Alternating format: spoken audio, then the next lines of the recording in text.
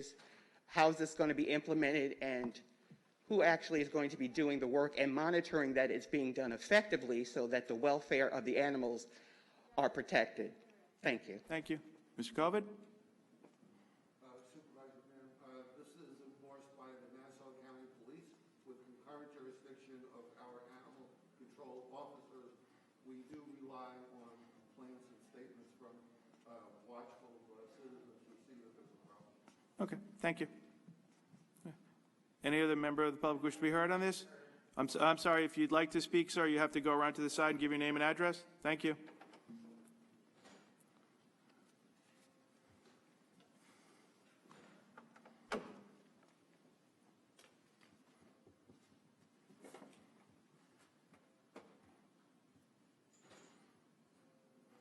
Please give your name and address for the record. Thank you.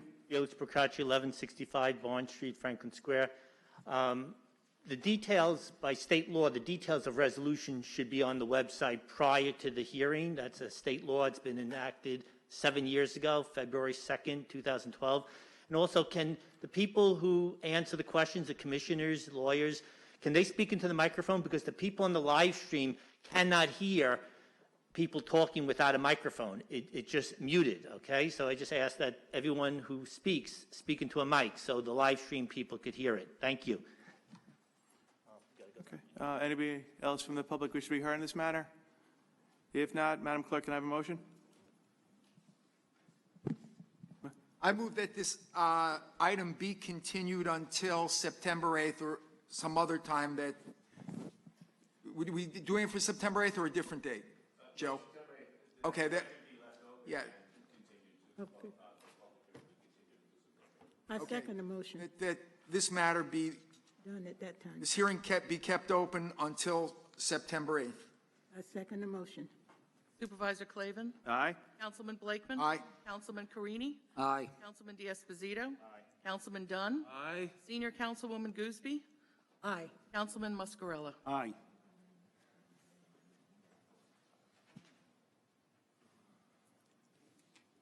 Madam Clerk, please call the next item. Oh, Madam Clerk, just for the record, do we have any written comments on the last item? We did not.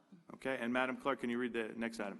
We have a proposed local law in relation to increasing the maximum fines for illegal dumping of refuse and garbage on vacant lots or streets. Any member of the board wish to be heard? I think it's very important that we pass this. We have many people who have decided now that they should go and dump on vacant lots rather than taking care of it as they should. Councilwoman, you're right, and there was a recent story in Newsday earlier this year that the landfills on Long Island will be closing. Brookhaven is the last large landfill. Everyone's sort of been put on notice about this, and to deter any additional illegal dumping in any community, that is why the town board is going to increase these fees because with the landfills closing and the costs, there is speculation that will take place, and we're not going to allow that to happen in any community, and we're going to strictly enforce it. So thank you to the town board for working on increasing these fees for the betterment of every community in the area. Does any other member of the board wish to be heard on this? Supervisor, I think it's very important that the public help us with this. If they let us know, we will have someone pick it up. Absolutely. Absolutely. Take care of it. A fine. Any member of the audience wish to be heard on this? Yes. Okay. Please give your name and address for the record, please. Peter J. Merriday, Baldwin resident. My concern, I applaud this initiative. Again, my concern has to do with enforcement and the long-term objective with regard to this situation that seems to occur largely in, let's say, the more underserved communities of the township, where residents have made their requests heard, but they don't seem to be getting any responses and follow-up. So again, for those members of the community who were not allowed to be in here or not able to come, it speaks volumes that we keep initiating these processes, but somehow the rubber is not meeting the road. And we also are curious as to where these fees and fines are actually going, because programs and services in these underserved communities continue to be diminished. So if someone could give us some direction with regard to that, some accounting, we would have a better understanding, and whatever programs are going to be implemented, if you involve the community leaders who continue to be left out of this discussion and implementation, it would be appreciated. Thank you. Okay, just so you know, this really stemmed from the meeting of all the town supervisors, county executives that was held by a Long Island-based organization that were notifying everybody about the closures of the dumps and the fact that illegal dumping could potentially be an uptick, and that is why we, got aggressive early. The dumps are probably going to close in the next 2 years, according to Brookhaven. Many of the products are already shipped off the island, and this is getting ahead of the curve, and it'll be enforced. Charles Covitt? Mr. Covitt, the enforcement? Yes, it's a civil penalty, so all of the money goes to the town of Hempstead. Oh, there we go. Thank you, Mr. Covitt. It's in the nature of a civil penalty under the municipal home rule law, so all the money goes to the town of Hempstead as opposed to fines, which is split. Thank you. Madam Clerk, are there any letters that need to be read? There were no emails received on this hearing. Oh, I'm sorry. Like to be heard, please. Just give your name and address in the back mic. Thank you.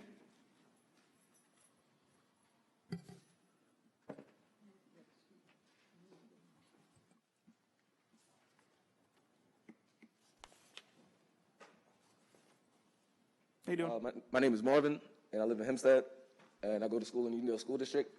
I'm part of a community of people who decided to start cleaning up our neighborhoods. We're called the Tribe Council, and you're talking about the dumps and stuff that are being dumped in our communities, but our communities are still dirty right now. Last weekend, a couple of us, we've been doing this for 5 weekends, 5 bi-weekends straight, and I've been trying to get in contact with a lot of officials. And actually, I've heard from Councilwoman Goolsby. You came out to the last, the prior cleanups. But as for everybody else, I haven't heard anything from anybody. We are actually taking our time out to clean up our communities because we love our communities. Is the question regarding this legislation? Yeah, so we're going to talk about the funds. How are the funds from those fines going to be used to make sure that our communities stay clean? Okay. Like I said, you said you live in the incorporated village of Hempstead? Yes. Where do you live? Okay, so most of that would fall under the jurisdiction of the village of Hempstead.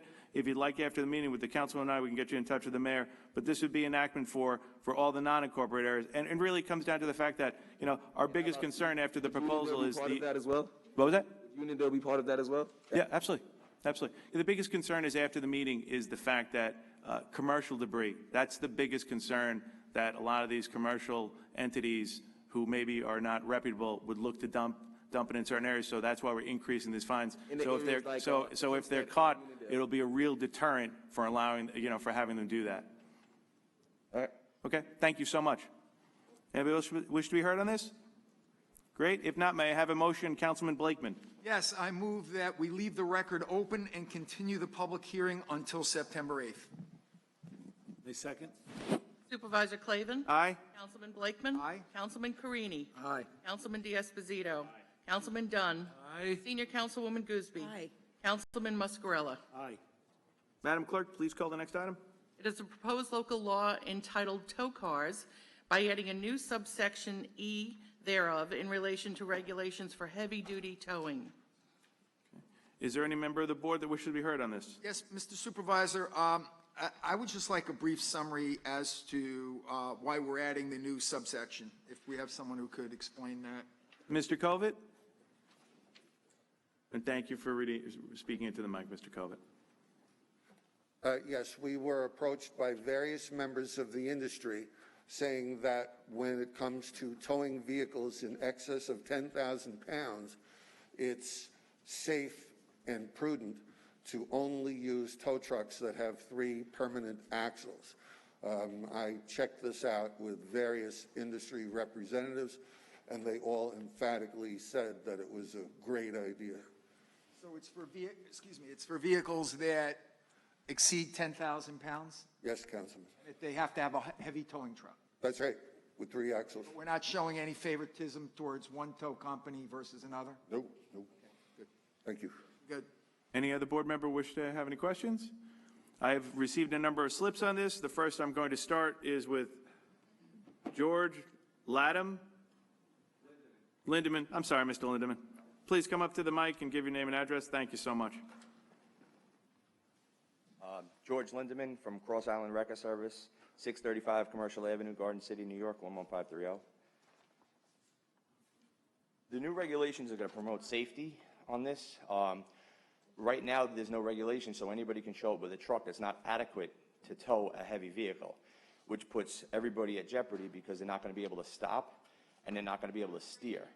A tow truck is like a seesaw, so when you put the weight on the back, the front tires come off the ground. So you need to have the proper truck utilized to tow the vehicle. And basically the only way to do that is to have a 3-axle tow truck, because that's the only one that's going to legally scale and carry the weight. In New York State, the maximum allowable weight per axle is 22,400 pounds.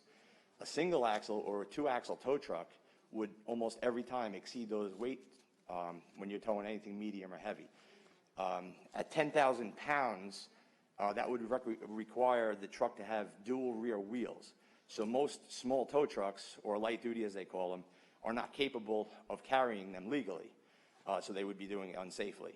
At the same time, you would need a Class A license, tow license, to tow that. And that just steps up the whole nother ball game of from light duty to heavy duty towing. Okay. Any other questions? No, that's all. Anything you want to add to it? No, but actually, in the past couple of years, you guys have done a great job with the rotation and stepping up, and everything seems to be moving forward in a positive direction. And the last thing I will add, though, is that as far as the using the heavy-duty tow truck, a lot of times one tow truck can do the capabilities of what it would take 2 smaller trucks to do. This would also increase efficiency to clear the wrecks, to clear the accident scenes, to open up the roads, which would reduce secondary accidents, which is a huge concern. And it also puts the town or the police back at work, where they don't have to sit there with a block road, because the bigger tow truck can get in there and take care of the accident. Great. Great. Right. Thank you very much for that feedback. We're very appreciative of it. Thank you. Chris Tartaglia.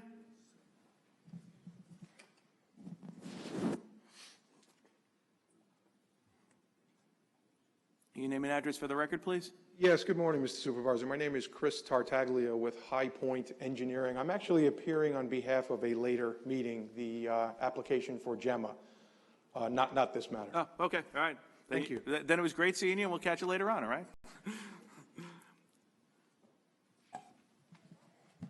Anybody else wish to be heard on this matter? Madam Clerk, are there any correspondence? No, we have received no emails on this item. Great. Then may I have a motion? Yes, I move that we leave the record open and continue the public hearing until September 8th. I second the motion. Supervisor Clavin. Aye. Councilman Blakeman. Aye. Councilman Carini. Aye. Councilman D'Esposito. Aye. Councilman Dunn. Aye. Senior Councilwoman Gooseby. Aye. Councilman Muscarella. Aye. Madam Clerk, please call the next item.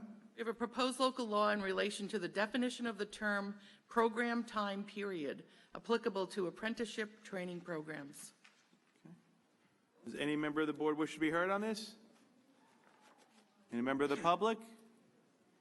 Madam Clerk, were there any correspondence? We have received none. All right, if not, may I have a motion? Yes, I move that we leave the record open and continue the public hearing until September 8th. Second the motion. Supervisor Clavin. Aye. Councilman Blakeman. Aye. Councilman Carini. Aye. Councilman D'Esposito. Councilman Dunn. Aye. Senior Councilwoman Gooseby. Aye.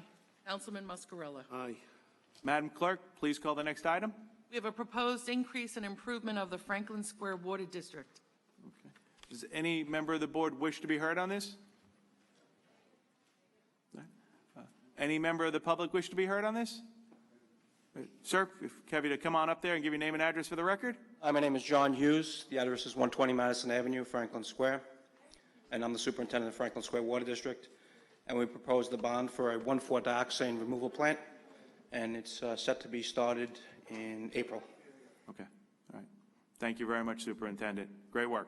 Thank you. Thank you. Anybody else wish to be heard on this? If not, may I have a motion? Yes, I move that we leave the record open and continue the public hearing until September 8th. You want a second? Second. And we'll note for the record, there are no No. emails received. Thank you, Madam Clerk. All right, Supervisor Clavin. Aye. Councilman Blakeman. Aye. Councilman Carini. Aye. Councilman D'Esposito. Councilman Dunn. Aye. Senior Councilwoman Gooseby. Aye. Councilman Muscarella. Aye. Madam Clerk, could you please call the next public hearing? We have the proposed renewal contract for furnishing fire protection services in the Anglesey Fire Protection District in the incorporated village of East Rockaway. I don't have any slips on this. Does any member of the board want to be heard? Any member of the public want to be heard on this? If not, may I have a motion? Supervisor, I move that we leave the record open until September 8th. Second the motion. And note that there are no emails received. Supervisor Clavin. Thank you for making it easier, Madam Clerk. I vote aye. Supervisor Clavin. Aye. Councilman Blakeman. Aye. Councilman Carini. Aye. Councilman D'Esposito. Aye. Councilman Dunn. Aye. Senior Councilwoman Gooseby. Aye. Councilman Muscarella. Aye. Madam Clerk, please call the next item. All right, we have two related applications of Gemma Realty Corp. for rezoning from Residence B District to Business District in Uniondale, as well as an application of Gemma Realty Corp. for a permit to include gasoline service station within the GSS District in Uniondale. So they're being called simultaneously? For the Yes, okay, great.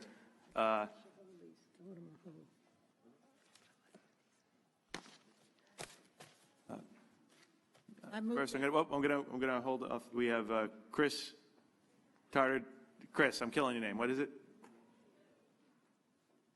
Come on up for the presentation. Give your name and address for the record. Good morning, Mr. Supervisor, members of the board. Chris Tartaglia from the firm High Point Engineering, 521 Conklin Street, Farmingdale, New York. I am appearing on behalf of the applicant in the capacity of the engineer. However, as a matter of form, typical form, the attorney is due up to make the main presentation, and as is typical format, I am available as the engineer for any technical questions which the board may have as they may arrive. Fantastic. And then after it's sanitized, we'll ask the attorney to come on up. So if you could just step to the side. Thank you. Thank you very much.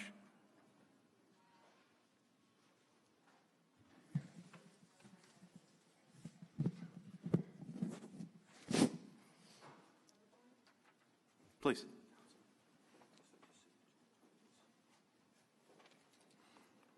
Name and address for the record, please. Good afternoon, Supervisor Clavin, members of the board. John Ferretti, Nicolini Paradise Ferretti and Sabella, 114 Old Country Road, Mineola, New York, 11501. Today I'm joined, as we've met already, Mr. Chris Tartaglia of High Point Engineering, as well as Mr. Joseph Gemma, one of the principals of Gemma Realty Corp., who is in one of the alternate rooms today.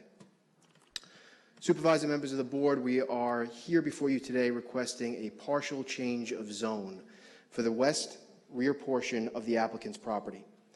Most of the property is zoned business. The rear portion is zoned Residence B. We're seeking a rezoning of the rear portion from Residence B to business and inclusion of the whole parcel, including the gas service station, into the GSS district. The subject parcel is located at 324 Uniondale Avenue, Uniondale, New York, on the corner of Uniondale Avenue and Midwood Street, with 100.58-foot frontage on Uniondale Avenue and 120.95 feet on Midwood Street. Of the 120.95 feet on Midwood, the front 100.58 feet is zone business, the rear 20.37 feet is zone Residence B, and the property is improved by a 1,594 square foot, one-story building with three automotive service bays.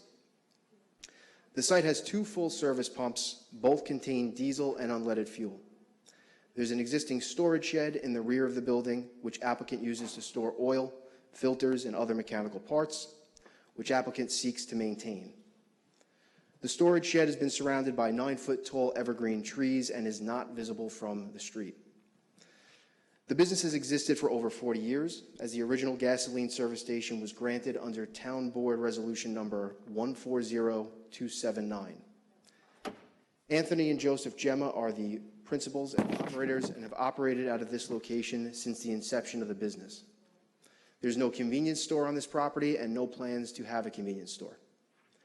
Hours of operation for the gas station are 6 a.m. to 9 p.m., And for the repair shop, the hours of operation are 7 a.m. to 5 p.m. Monday through Friday, and 7 a.m. to 1 p.m. Saturday. The repair shop is closed on Sundays. There are 6 employees for the station. 3 employees handle cash, credit cards, and the gas pumps, and the other 3 are mechanics. The site has a free air compressor. The station has a professionally installed natural gas backup generator, which automatically kicks on in the event of a power outage. There are presently 2 curb cuts on Midwood and 2 curb cuts on Uniondale Avenue, allowing for flow of traffic. Refuse collection occurs once a week on Tuesdays, and there is a refuse container on the premises for trash. There are no sales of vehicles nor leasing of vehicles on the property. 2 new 10,000-gallon underground storage tanks have been installed within the last 3 years under Town of Hempstead permit number 2015-17162. The site cannot be included in the GSS while the rear of the property is Zone Residence B, so we're asking to rezone that and include the whole site into the GSS. The site supports an operating gasoline service station. The underlying zoning, which is mostly business, now would be fully business. While there are some shortcomings to the requirements of the GSS, as outlined in my dispensation letter to the board, those variations are de minimis. With regard to fencing, my client has spoken to the residential property owner on Midwood to the immediate west of the subject parcel. Mr. Gemma has, at his own expense, replaced the neighbor's fencing with 6-foot white PVC fencing, which is the type of the fencing that the neighbor preferred. In addition to replacing the neighbor to the west fencing, the applicant has planted 7-foot-high evergreen trees along the western property line. Curbs are existing but will be repaired and or replaced as necessary. Lighting will not interfere with residential properties. Oversight allows for easy vehicular movement. There is an attendant present at all times. The establishment is open for business. We believe the modifications proposed are a significant upgrade to the property and to the surrounding area. At this time, if there are any questions for Mr. Tartaglia or myself, we'd be happy to entertain them. Any members of the board have any questions? Okay. Thank you. Thank you. Any member of the board? Any member of the board wish to be heard on this matter? I would like to reserve this application until September 8th, and I want to make sure that they have contacted all the residents who live around these areas before, and I want to make sure that you have the information to give to me before you make your next application. Ms. Ferretti, will you work with the councilwoman to make that happen? Thank you very much. I second the senior councilwoman's motion. Oh, hold on. Before we do so, I want to see if any members of the public wish to be heard. Yes. Okay. Your name and address for the record, please. May I ask it first if there are any members from Uniondale here who live around this area? Because I know they had contacted me, and I want to make sure that if anybody is here, I want to make sure that they know about this so they can come to the next meeting in September. Well, a number of them are outside. Councilwoman Gooseby, there are a number of them weren't allowed to come into the space because the Excuse me, they will be allowed, the ones who are eligible, and this is contained to them, they will be here. I want to know if they're here because they are aware of some of it. And just to be fair, that any people in the lobby want to be heard are absolutely going to be allowed to be heard. So we shouldn't be, giving the impression that nobody was allowed to be heard on this. If there's somebody outside, which in case we've already had 2 hearings, they were brought inside. So rest assured that people who here want to be heard, we're letting them be heard today. Okay. So you go ahead now. I appreciate that. Since freedom of speech is the First Amendment, I do know when I can speak. Meta Merriday, Baldwin resident. My concern with regard to this application, considering that Baldwin, Uniondale, Roosevelt, our communities seem to be inundated with gas stations with or without convenience store attachments. Again, the concern with regard to the proliferation of these institutions and establishments doesn't seem to be abated at all with regard to this council moving with other aspects of business development that could create more jobs and more environmental safety precautions for the residents who live in those areas. So I think it should be duly noted in the fact that more residents were not able to be physically in this space, and the accommodations for their speaking seems to be stunted at best, draws great concern as we go into another scenario where we're going to have increases in our taxes and cut in our programs, but let's just generate more opportunities for more gas stations, more convenience stores, and just the location of these facilities in the communities that continue to be underserved, underrepresented, and have the least amount of resources when it comes down to environmental protection. So I'm hoping that if there are residents who are in the other rooms that may or may not know that they have the opportunity to speak and did not get an opportunity to sign in and duly note that they wanted to speak, are able to be heard between now and September 8th. Thank you. Okay, clearly, obviously, they did because we've had a number of residents who came in from the other room, so they're aware if they're sitting in the overflow capacity area, they are eligible to speak. And as I said, we've already indicated we've had at least one or two that came in from the other room. So just rest assured that isn't the case. In addition, we've also had the safeguard of allowing any emailed comments regarding the hearing being read in by our fine clerk. Chief of Staff? And I have something before, first. I have been in contact with these residents. Some of them have called me, and they have called me at home because they, can you hear me? Yeah. Oh, I know that some of them are aware of this, and I've spoken to them about it. That's why I'm doing what I'm doing, in order to make sure that they will be able to come, and the others that have not been contacted by the company that wants to do all of this, the attorneys, we'll make sure that they make sure that everybody else within the area knows. But I do know some of them.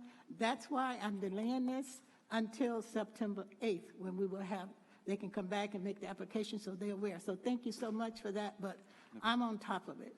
Thank you, Councilwoman. We have oh, I'm sorry. Senior Councilman, I think you covered everything, but I just wanted to make it clear and clarify that when you said reserve to the 8th, that meant also to continue it so more people can show up and speak on September 8th. Exactly. And by the way, that's an important point. Thank you, Chief of Staff. That by reserving it to the 8th, that allows more people to come on the 8th and speak about it if they need be. Thank you for pointing that out as well.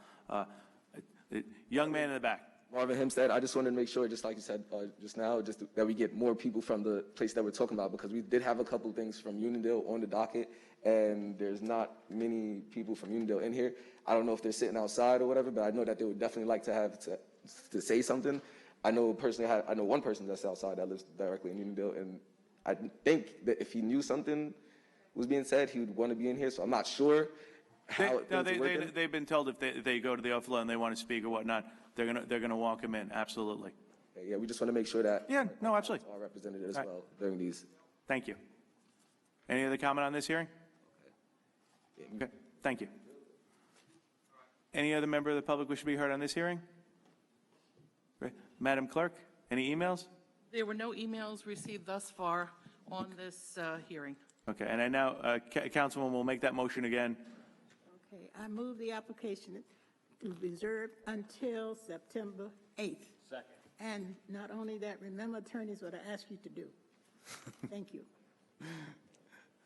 Supervisor Clavin. Aye. Councilman Blakeman. Aye. Councilman Carini. Aye. Councilman D'Esposito. Aye. Councilman Dunn. Aye. Senior Councilwoman Gooseby. Aye. Councilman Muscarella. Aye.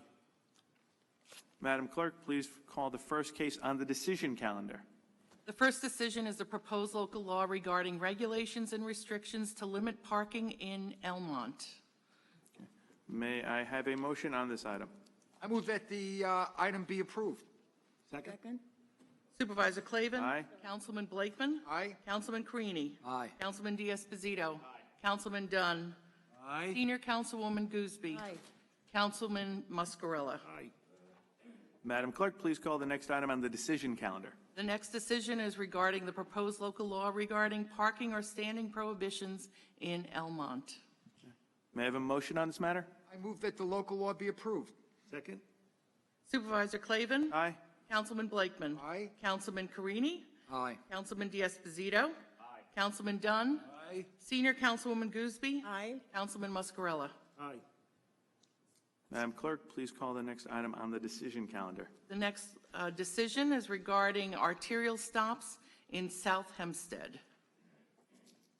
May I have a motion? Supervisor, I move that the proposed local law be granted. Second? Supervisor Clavin. Aye. Councilman Blakeman. Aye. Councilman Carini. Aye. Councilman D'Esposito. Aye. Councilman Dunn. Aye. Senior Councilwoman Gooseby. Aye. Councilman Muscarella. Madam Clerk, please call the next item on the decision calendar. We have a proposed handicap parking on public streets in Elmont, Franklin Square, Lynbrook, West Hempstead. Okay, may I have a motion? I move that the item be adopted. Second. Supervisor Clavin. Aye. Councilman Blakeman. Aye. Councilman Carini. Aye. Councilman D'Esposito. Aye. Councilman Dunn. Aye. Senior Councilwoman Gooseby. Aye. Councilman Muscarella. Aye. Madam Clerk, please call the administrative calendar. There are items 1 through 71 on the administrative calendar. I also have 18 resolutions that are of an urgent or emergency nature.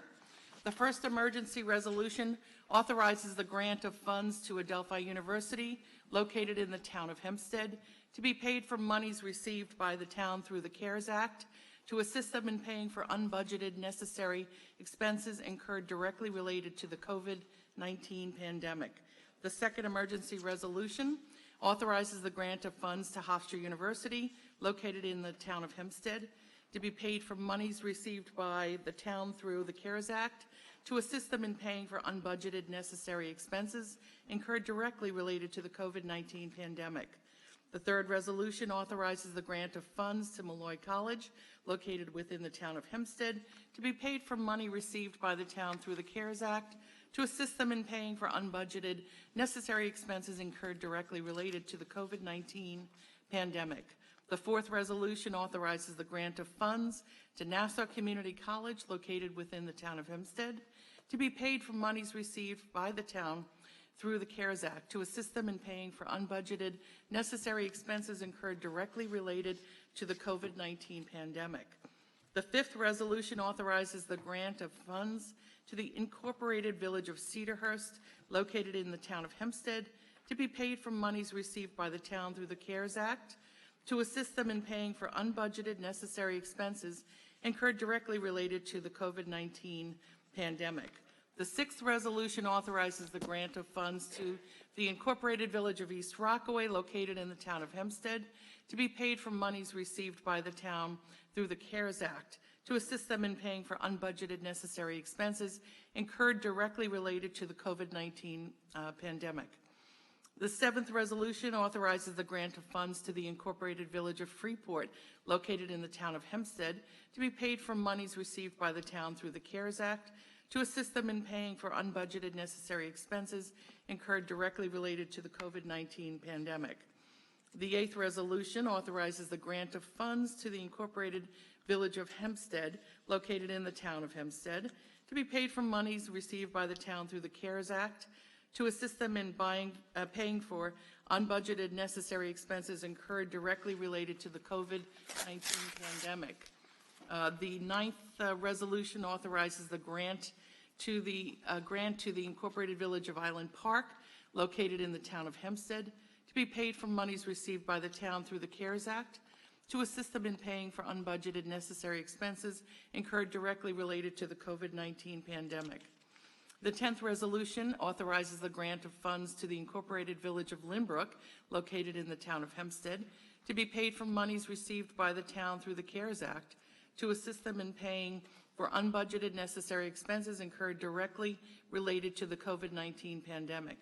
The 11th resolution authorizes the grant of funds to the Incorporated Village of South Floral Park, located in the town of Hempstead, to be paid from monies received by the town through the CARES Act to assist them in paying for unbudgeted necessary expenses incurred directly related to the COVID-19 pandemic. The 12th resolution authorizes the grant of funds to the Incorporated Village of Valley Stream, located in the town of Hempstead, to be paid from monies received by the town through the CARES Act to assist them in paying for unbudgeted necessary expenses incurred directly related to the COVID-19 pandemic.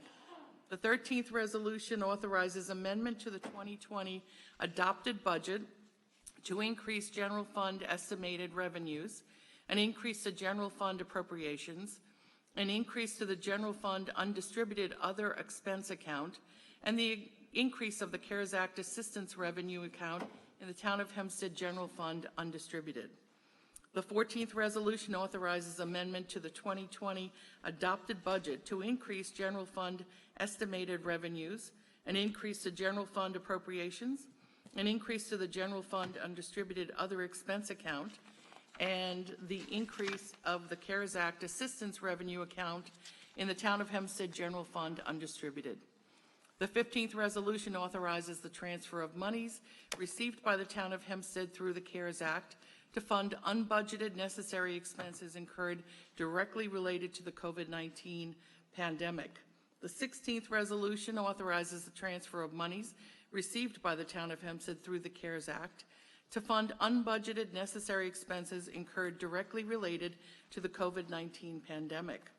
The 17th resolution authorizes the ratification and affirmation of a short-term jet ski lease agreement with Scuden Surf. The 18th resolution accepts the proposal of Walden Environmental Engineering, PLLC, to provide professional services for valuation services and feasibility study related to the potential acquisition of the water systems of the New York American Water Company, Inc., within the Town of Hempstead. These items will appear as 72 to 89 on the administrative calendar. Mr. Supervisor, just a point of information. To date, the villages of Lawrence and Malvern have not submitted their application for funding under the CARES Act, and when they do, we will act expeditiously with respect to those requests. Thank you, Councilman. Does any member of the board wish to sever any item? Does any member of the board wish to be heard on the administrative calendars? Supervisor, if I may, I just have a question on item number 5. I guess it's similar to a few of the items 4 through 8 or 3 through 8. If I could just ask Commissioner Rockamp, I was contacted by some constituents specifically to item number 5 regarding Section 43, Block 396 in the unincorporated area of Island Park. I know that this is a unique situation regarding the asbestos abatement. And just for the record, if Commissioner Rockamp can just walk, I guess, me and the board and those listening at home through the steps that got us to this resolution. Good morning, Supervisor, members of Town Board. So these resolutions were approved for demolition by the Town Board at previous Town Board meetings. And when the asbestos tests were done on these properties, it was found to have an extremely high amount of asbestos, where the asbestos was actually in the joint compound, the spackle. So to remove all the sheetrock first, we were getting estimates of $40,000, $50,000, and then we would have to demo the house on top of it. So what this resolution does is we went out to bid, and there was 16 bidders for these projects, and what they are going to do is what's considered a controlled demolition, where we have our air monitoring companies there who monitor the air while they demo this house, and that everything in the house now is considered asbestos-contained material, and it has to be dumped accordingly at a safe location. So, Commissioner, just to reiterate, these awarding of these bids is really to keep everyone safe and to make sure that the building department has discretion over how this house or the home is demolished. Yes, it's exactly that. It's meant to keep everyone safe. That's why we have the air monitoring company, as well as to keep the price lower, so that this way, when somebody wants to buy that property, there's not that huge tax lien on it, so this way they can build it and develop that for another single-family home. Great. Thank you, Commissioner. Any board member have any other comments on the I'd just administrative? like to thank the Commissioner for being so concerned and doing such a great job. Thank you. Thank you. Thank you, Commissioner. I have a number of slips on the administrative calendar. First, I'll start with Stuart Kroll. Mr. Kroll, if you give your name and address for the record. Stu Kroll, Great Neck. I was talking on item 52. Which one? 52, I believe he said. Hope you can hear me. No, we can hear you fine. Okay, good. I couldn't hear him. I have had numerous and well-founded complaints regarding the town shelter over the last few years. However, I never denied that the town ran an excellent spay-neuter program. This program has been closed since the onset of the COVID pandemic. At this point, almost all similar programs have been reopened. As an example, the ASPCA in Glendale has been open, albeit on a reduced basis, for more than a month and a half. Due to the pandemic itself and a bad kitten year, there's much suffering for cats on the street. Trappers are doing their part, but they have few alternatives as to where to fix their cats. Most vets charge prohibitive prices which rescuers cannot afford to pay. For some reason that I will speculate on later, perhaps as a cost-cutting measure, always, of course, on the backs of the animals, the town has decided to issue an RFP to see if any vet would be willing to take over the spay-neuter program. Apparently, there was only one reply, Central Vet of Valley Stream. This is a potentially large contract in excess of $500,000. As such, we need to know everything we can about the reputation of the vet to whom we might be entrusting our animals. I have investigated thoroughly and read all reviews that I could find. What they have in common was that almost universally they were beyond bad, and I'm going to go through a few of them. In most cases, I'll be paraphrasing. The first one was from somebody named Maybell, said about her visit. I called 4 times a day for 4 days with no callback. Staff was insanely rude, in it purely as a cash grab.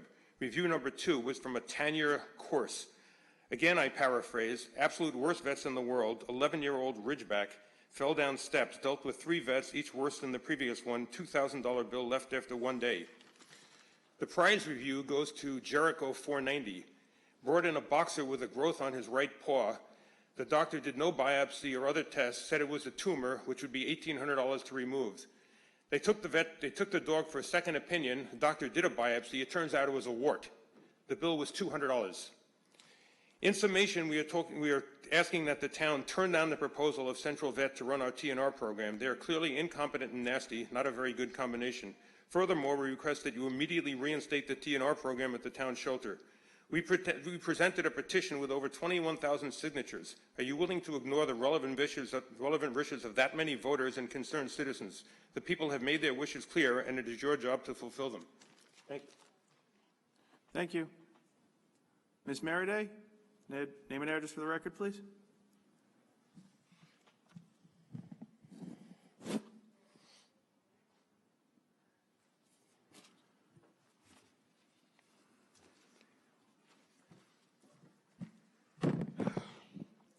Nita J. Meriday, Baldwin resident.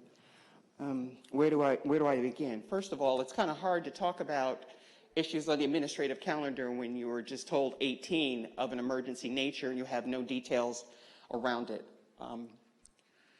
The colleges and the municipalities that are seeking additional funding, the residents of the unincorporated hamlets, outlets, and inlets that have no idea of any type of resources since COVID has struck.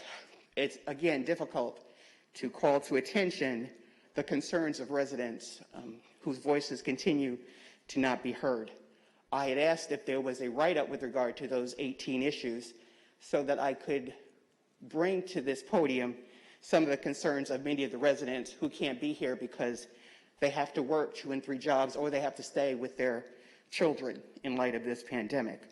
Again, my concerns as it pertains to this administrative calendar is the same old with regard to the lack of diversity. I still see some similar names with a number of these contracts. My concern, again, has to do with the lack of inclusion as it pertains to veteran-owned, minority-owned, and women-owned businesses. And again, the resources that are being distributed through this CARES Act to colleges and universities that, according to my journalism contacts and what I'm reading online, they're already getting emergency funds. But we have residents, as outlined by the number of demolitions on these homes that have been abandoned, and that we have residents who are still living in apartments and rentals, and their sandy damaged homes are in jeopardy, and they're not receiving any resources. So again, who is speaking for the voiceless in this township?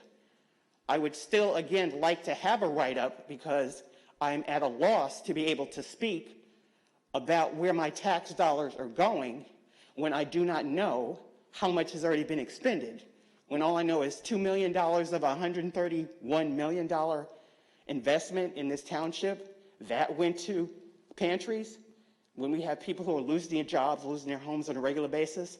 But let's take care of those incorporated villages that are already overtaxing their residents. Let's take care of these educational institutions where many people who are probably sitting before me have worked or may work if and when they may not get reelected here. So it just doesn't seem like we've changed anything here in the town of Hempstead. The patronage, the nepotism, the cronyism, the old boy network is alive and kicking. Mr. Supervisor, may I just respond to what Mita said? Mita, we have granted money from the CARES Act to hospitals that serve both incorporated and unincorporated areas, specifically one in my district, Long Island Jewish Valley Stream, which serves a very diverse population from a geographic area that is probably the most populous in the county, as well as Nassau University Medical Center and other hospitals, as well as food pantries providing PPE to entities in the town of Hempstead. Basically, under the CARES Act, these villages, these incorporated areas, don't qualify for funds. So basically, when they have issues that relate to COVID-19, and they present it to us, and if it is covered under the CARES Act and we can help them out, I think we would be foolish not to, because they're residents of the town as well and pay town taxes. The other thing I do want to point out is, regarding the CARES Act funding, there is probably no other entity, definitely in New York State, that I don't know that is being more open and transparent, showing every resident, every process, and every expenditure for putting it on the budget line, for making sure we have receipts, to the point that we're doing things that others aren't. When others said they've spent all the money and don't explain why, we actually can clearly show. Just last week, we had an emergency board meeting where we teamed up with Northwell, where we created, I think it was 15 testing sites throughout the town with a majority focus on the most heavily hit areas that have not seen a fair disposal. They've been hit, some communities, more than others across the township. We are utilizing these funds to help people. And and I'm proud of doing food banks because there's a 60% increase in the need of food. I stood at the lines at Nassau Community College where dozens, where people, hundreds, thousands, were standing in a circle. The testing sites are going to help prevent the second wave. Everything we've done has been open and transparent, and I'm proud to stand with this board and the other entities because, it's not an isolated chamber. We actually have a nice advisory panel that is incredibly diverse from every facet of life, from every community. And when it comes to the villages, we're there for the villages. Some of the funds we're utilizing today are in those hardest hit villages. And I'm proud to say to anybody in this audience or anybody out there, we are doing the most open and transparent and, thoughtful process of utilizing these funds. Ask your other jurisdictions. New York State, you had over $4 billion. What have they done with it? Suffolk County, hundreds of millions of dollars. What have you done with it? I know what we've done with it, and frankly, everybody else knows. And we like to team up with people. You know what? The town board and I recognized about a month ago, Nassau County came up with a great idea of PPE kits. And we reached across that line to the county to team up to expand that. That's why I said, we've been open, transparent, more than anybody else in this entire process. And I'm proud to stand with every single member of this board. And we're proud to tell you, the colleges today, this is about getting students tested, about getting them back in, getting the teachers there, and getting people back to work. Because the people who work at these four institutions live in the town of Hempstead. This isn't just a teacher we're talking about. It's anything from a public safety aide to anybody in between. But like I said, I'm proud of everything we're doing with these funds. But every resident should know we're telling you and we're showing you or make it very, very open for everybody to see. We actually created additional safeguards in this process. Not only do we have an internal panel that reviews it with a medical expert, we then went the extra yard to make sure we got a regulatory firm. Why? Because we want residents to know it's being done right. It's being done transparent, and we're utilizing these funds. And we're utilizing them in the areas that need it so much. That team up with Northwell last week, ladies and gentlemen, listen, we've all lost somebody in this room. I lost a staff member to COVID-19, Dr. Gates, my friend. My counsel over there, she doesn't like when I say it, she contracted COVID-19, and guess what? She had a loss in her family. So we've seen it, and we're utilizing these funds because we don't want to go back in time.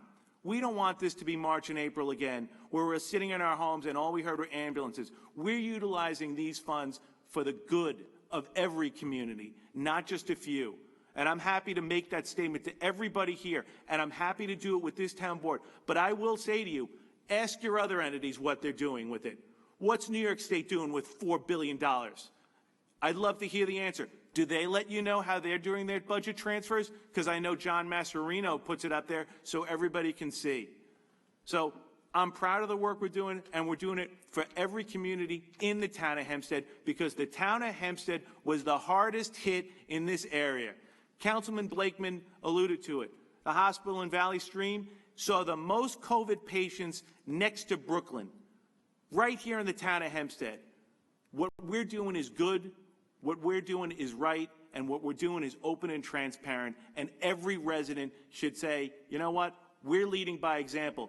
What are the other entities doing with their money? Because I know what we're telling you and showing you what we're doing with ours. So thank you very much, and I appreciate you being here as always. Supervisor, if I could just add to that, I also want to point out that, you know, the town board has really done their due diligence with this CARES Act money. And something that was not mentioned, and I think is important, is that this board, under the leadership of Supervisor Clavin, has also worked with our first responders, the fire service, the volunteer fire service, and at no point during this pandemic was there a 911 call made, was there a call made to one of our many volunteer fire departments in the town of Hempstead who asked where they live or how much money they make. So to suggest that we're only supporting with this money certain communities is, quite frankly, ridiculous.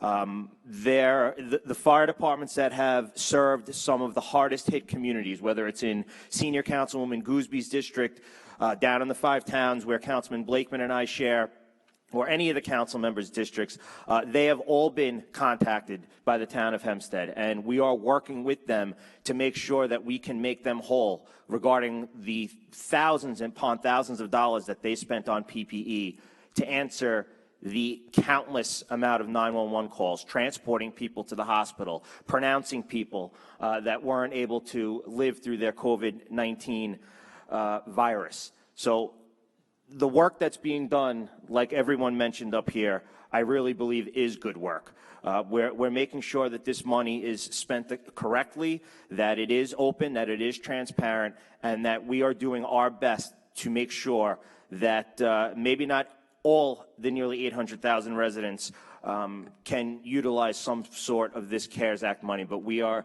definitely damn well trying our best. And may I also add, Mrs. Merriday, thank you for thinking of other people. You know, I have in my councilman district alone over 6,000 people who tested positive. I have lost many, many people that were very dear to me, even across the street from me. So I know how, and I push and they give because, you know, I don't let go. That's just like I can do the same thing with you.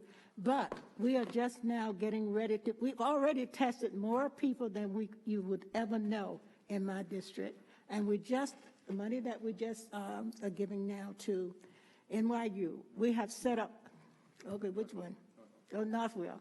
We have set up more testing in the area. And so if you could help us with you were around talking, just ask people to please go to those sites and make sure that they get. And as far as food is concerned, in Hempstead, I have 3 areas. They without one, but I know what I needed, and I put them where they need to be placed. In addition to that, we have been very, very helpful. We just gave money to, was the one that we gave the money, because they're going to deliver food to the people, to the veterans, Island Harvest. to the veterans, to anyone, our ill people, or whatever. Anyone who needs food will get food through them. That's the other portion that we've done. And I've been into almost all of these places where food is being served. People are being fed, and not on anything that they need, as long as legal. We're doing it. I will not do anything that's not legal. I know it's legal, and we're making sure that we follow the CARES Act. We have attorneys who go over all of the applications that we get to make sure that they are legal before we do them. And I can tell you, many people have tried to get money from us, and we know they're not legal, so they won't get it. But if you're legal, you can really let us know, and we'll try to help. Thank you, Ms. Meredith. Thank you, Ms. Meredith. And Ms. Meredith, I do want to say, and Councilman Hitt, this isn't a vacuum. We're doing this stuff. You know what? The areas that are hardest hits are the ones we are focusing on. And she did touch on something. Island Harvest came with a wonderful program for home delivery for seniors and veterans. And it was a program we knew was a great. And I know that's something that's very, tender. But I'm saying this isn't a vacuum. We have people coming in, but we're talking to the people in these communities. Northwell set up facilities primarily in those hardest hit areas because they're the ones that need it. And I just want you to know, I think you should, take a look at it. But I think at the end, you'll look back and say, they didn't do it the right way. They just didn't take the money and say they spent it all and not tell us. They're telling us what they're doing the whole time. All right, so thank you very much. In my 12 seconds that are left, as I said, I'd like to have the write-ups with regard to the 18. If they shouldn't have been listed as emergencies. And for the record, I'm still doing my first responder work because I've been working with a critical care physician since COVID started in Queens. So I agree with you with regard to what's happening, and I'm making sure that our veterans who are passing due to COVID are getting the adequate burials and resources that they need. Thank you. So the struggle continues, but I would like to get the write-ups with regard to those 18. We will be happy to get it to you. Thank you. Felix Percacci?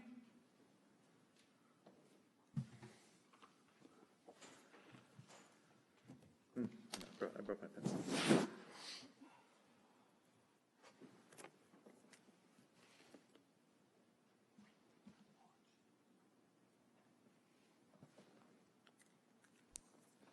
Your name and address for the record, please. Felix Percacci, 1165 Bond Street, Franklin Square. As far as these urgent resolutions, I foil them after every meeting, and sometimes it takes almost a month to get them. Why not just post them online like they were supposed to be prior to the meeting, which is New York State law, as I mentioned earlier. And all the transparency, I welcome it.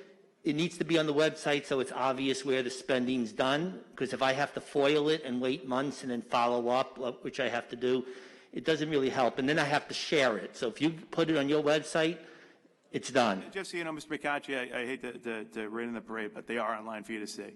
So just so you know, okay? They're on what? They're online for you to see. Well, I looked at, and I know you might not think something is of an emergency nature, but I'll tell you right now. I didn't say that. No, you said some of them shouldn't be hand-ups, but sometimes. I said you post them after the meeting. Mr. McCatchy, some things are of emergency nature. Okay. In particular, you know what? Creating testing is an emergency nature to me. You know what? Saving lives is an emergency to me. You know what? Helping people get back to work is an emergency to me and this entire town board. So in all due respect to your comments, when it comes to those sort of hand-ups, those are emergencies. And you know what? You're aware of them. They're online to see. But to me, health and safety and food and employment are definitely of the nature that it has to be a hand-up. It definitely will be. Well, you're not arguing with something I'm not arguing about, but just put them online prior to the meeting. That's all I'm saying. Anyway, item number 52 I'm going to speak about. First of all, this resolution is illegal. No details of this bid were provided in the online resolution as required by New York State's open meeting law. In addition, I oppose this resolution because the whole premise behind it, to avoid contact with outsiders, is misplaced. I have brought a cat into the shelter for TNR, and you make virtually no contact with anyone. You leave the cages in the back, and you come back, and you pick them up. I wonder why Supervisor Clavin feels that gyms can be made safe, but not the Hempstead Animal Shelter, which sees a lot less traffic than a typical gym. From the News 12 report I saw, the town's medical director, Dr. Nathan Newport, is supporting this plan.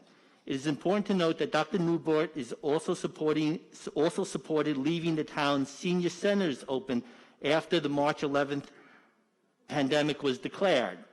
Dr. Newbert is an emergency care doctor whose resume does not include any knowledge of animal shelters and TNR or any expertise in infectious diseases. If the town does not want people passing through the animal shelter, they should get out of the animal shelter business. If the town does not want people walking through the animal shelter, the town board should be asking for proposals to privatize the shelter, not proposals to offload the work they should be performing. Okay, thank you. And Dr. Dave, I just want to reinforce you, we are so lucky to have you here in the town. You've saved lives of employees, you've helped quarantine people, and as an emergency physician, I really do think you're incredibly qualified. I think you have a thing called a medical degree. And on behalf of all of the employees and the people that, you've helped in many different levels, I just want to let you know, we appreciate you, and we appreciate you helping safeguard the entire workforce.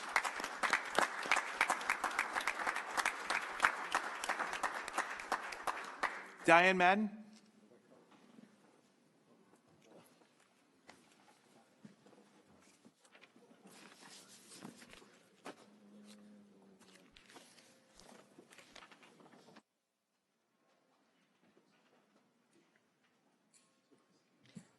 Diane Madden, Hempstead. I would like to ask the board to table item number 52 for numerous reasons. Number one, I would like to ask how this resolution even got to this point and got on this calendar.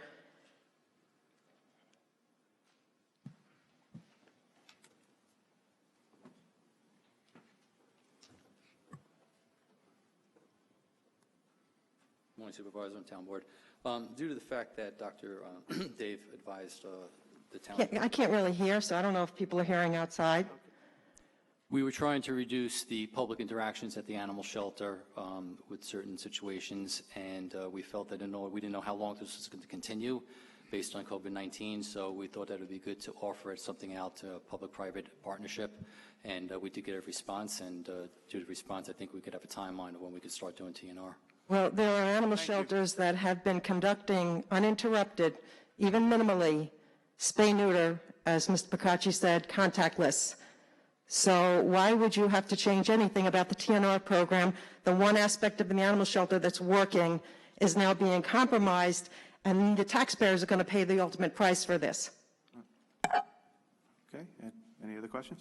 No, no questions. I'm asking you to sever this. Basically what this is $450 an hour of a veterinary practice. Do you understand you can hire a vet for about $60 to $70 an hour who can spay 4 to 10 cats, depending on male, female, and issues, for the same amount of money as they're charging for one animal? Dr. Newbert, speaking of him, he's making, I believe, $40 an hour. This is $450 an hour for a vet practice when we already have all of the resources. Are we supporting a raise for Dr. Newbert? That's up to you. I'm not speaking on that. What I'm telling you is you're paying him $40 an hour, and you're looking to pay and use tax money $450 an hour for a vet. Just to give you an example, their pricing, their fees at the vet, Central Vet, an ear notch, $5, spay, $45, dental, $25. If the cat's pregnant, it's $15. If there's a pain injection, if there's testing on and vaccinations, you're up to $100, over $100 for one cat. Mind you, cats that some people view as a nuisance. So you're paying over $100 for one cat when a private vet can spay neuter up to 10 cats in an hour. You could go and have your personal domestic pet spay neutered on one of these vans for $60, and yet you are considering a contract where you're spaying neutering a cat that no one can even handle for over $100 for one cat. Can someone explain where the taxpayers win on this one, or the animals? First of all, Mr. Supervisor, if I might, my understanding of this contract is that basically it is a supplement to what we already have, and that the doctors will not be used unless it's necessary. Typically, it would be for an animal that needed this procedure at a time when someone from our current staff was unavailable. So Thank you, Councilman. You've been advised wrong because we already have 20 vets. We have 20 contracted vets that will do spay-neuter. And basically, this also, to my understanding, is upon the advice of Dr. Newbert, who indicated that it would be unhealthy at this time to open up the animal shelter and have it basically populated by people who weren't tested, and we don't know whether they're carrying the virus or not. And what kind of expertise does the doctor have in animal sheltering? Because you don't need to let the public in the building to conduct the TNR program. I don't think there's an expertise in the medical profession for an animal shelter medical expert. Well, there is, but besides that, you can do this without contact. This is a public assembly. This is very troubling to me. Diane, it's a public assembly issue. It's not. They wouldn't be assembling. Southampton has been doing this routinely throughout COVID. You make an appointment, you drop the cat off, no one is getting in touch with one another. You have grocery store workers that are seeing numerous people all day long. That is not like this. This would be contactless. I ask you to table this. I urge you to table this based on a petition, based on emails, based on the people waiting outside to ask the same thing. I urge you to table this. Thank you, Ms. Madden. We appreciate your comments as always. Christine Scanfidi? She could be outside, so let's give it a minute. Yep, she is. Yep.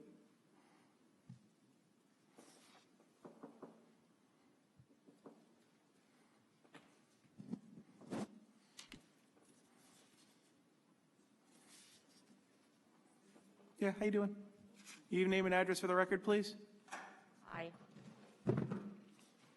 My name is Christine Scanfidi. I live at 399 Gates Avenue, East Meadow, New York. I've been living in Hempstead Township for 31 and a half years. In those years, I've spent tens of thousands of dollars out of pocket to get stray cats and dogs off the street, to spay and neuter ferals because of the overpopulation.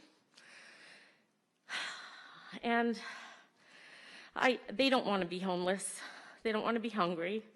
They're victims of careless humans through generations. I was thrilled when Hempstead Township finally began a TNR program. It was excellent. I understand COVID-19 is slashing a lot of state budgets, okay? I get it. I understand that this has been devastating for us, and you've got to put money in so many different areas. And there isn't enough federal assistance for the states. I get it. But I urge you to please vote to find an affordable way to continue TNR services. And honestly, what Diane Madden said, I have to support, because I have been walking into the shelter, and if you've ever watched, there is no contact. You walk up to the desk, you fill out a form, no different than I just filled out a form to come in here and speak to you. And I actually pay extra to this township to test for AIDS and leukemia. I actually do something that's quite controversial. I ask them to euthanize cats that have AIDS or leukemia to keep whatever cats we have on this street healthy and clean. Because if we've got an overpopulation, I believe that we should at least thin the population as much as possible. I'm aware that in other countries, they are poisoning and culling cats. I do not want America to become that, okay? I am very controversial to those in the feral stray and cat community, but I don't care. I stand up for what I believe because I know it is a severe problem. They are not wanted. Nobody wants them, and they don't want to be out there. They don't want to be out there homeless. Now, I understand. I'm passionate about this. But we have to find a way to be humanitarian. I know you're limited in your funds. I need you to use some funds whatever you can find to give us the best teen or program. We should be reopened by now. I've had a cat out there that was pregnant. Thank you. And just so you know, just so any of the residents know, I understand. Just so your residents know, I didn't this know I isn't was a this isn't a, limited time. No a one told me. budgetary this isn't a budgetary decision. As you've heard moments ago, the last speaker said it was going to cost more. So it isn't a budgetary decision. This is a decision about the safety of the men and women I work with, but at the same time trying to find a way to initiate the program. And again, it's for a 1-year analysis that'll be reviewed. But like I said, it isn't a budgetary decision. We're actually trying to get a program going. But I will tell you, I will always defer to the safety of the men and the women that we all work with here. So I just wanted to, rest assured, it isn't a budgetary decision, but we appreciate your passion and we appreciate your comments here today. Joanne Cave.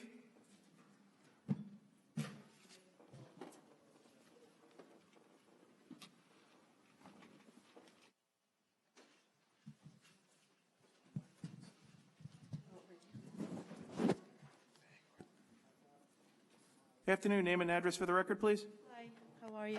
Good. Yes, my name is Joanne Cave, and I am a senior district leader with the Humane Society of the United States for 6 years.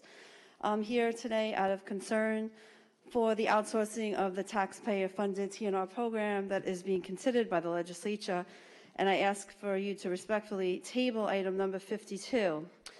As far as I know, there's only been one proposal received for consideration, and that RFBP was only posted on the shelter website. It did not go out. The shelter did not actively seek to receive other competitive proposals, which upon conversations with my many shelter contacts, that is the general procedure. That being said, that certainly does not seem to be fiscally responsible. My own personal experience, I had bees removed from my property. I called 3 different places to find out who would want to do that job and for the best price.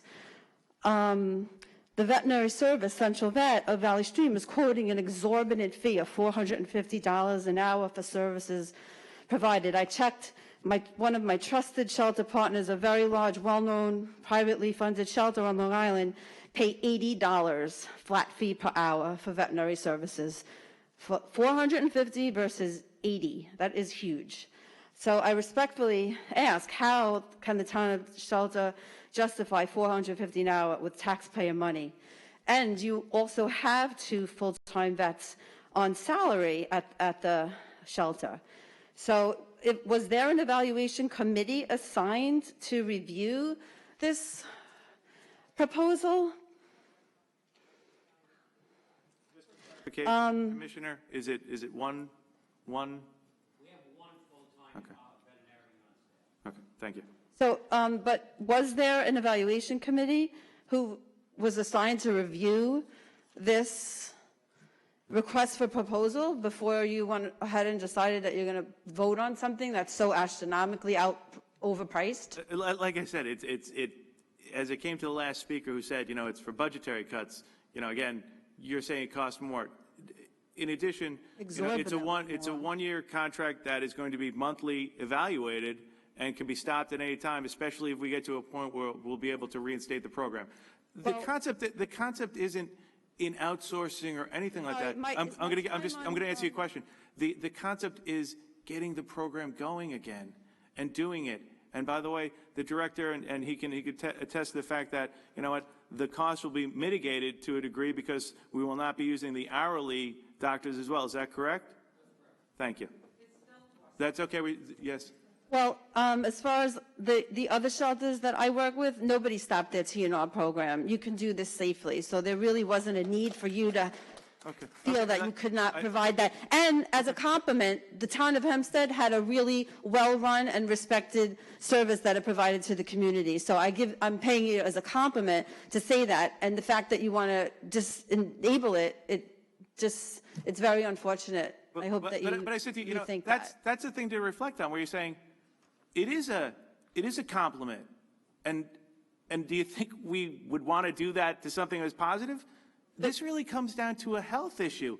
It does, and you can accept it or not. It's not This that comes way down. for the other, there's other shelters that are not having it. I can't speak to the other Safety about it. municipalities, the size of the programs, but I know one thing. I said, whatever Dr. Dave, advises here in the town, he's done a heck of a good job, and he's saved a heck of a lot of lives. And you know what? When we can reinstitute it in a safe manner, we will. But like I said, we're not looking to say, oh, we're taking a good program, get rid of it.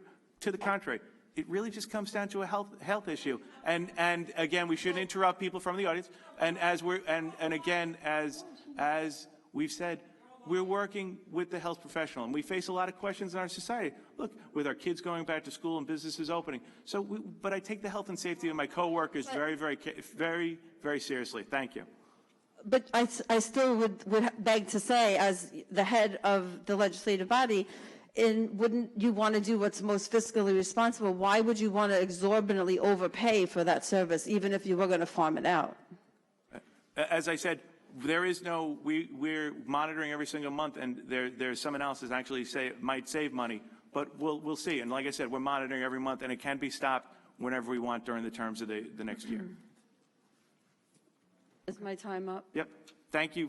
You have 3 seconds. But thank you very much. We appreciate your input. I wanted to talk to you about your TNR vehicle as well, but I guess I'll save that for another day. Thank you very much. I'm now going to ask Renee. Thank you very, very much. Renee Kraft, hold on. Before you come up, we're going to sanitize the mic.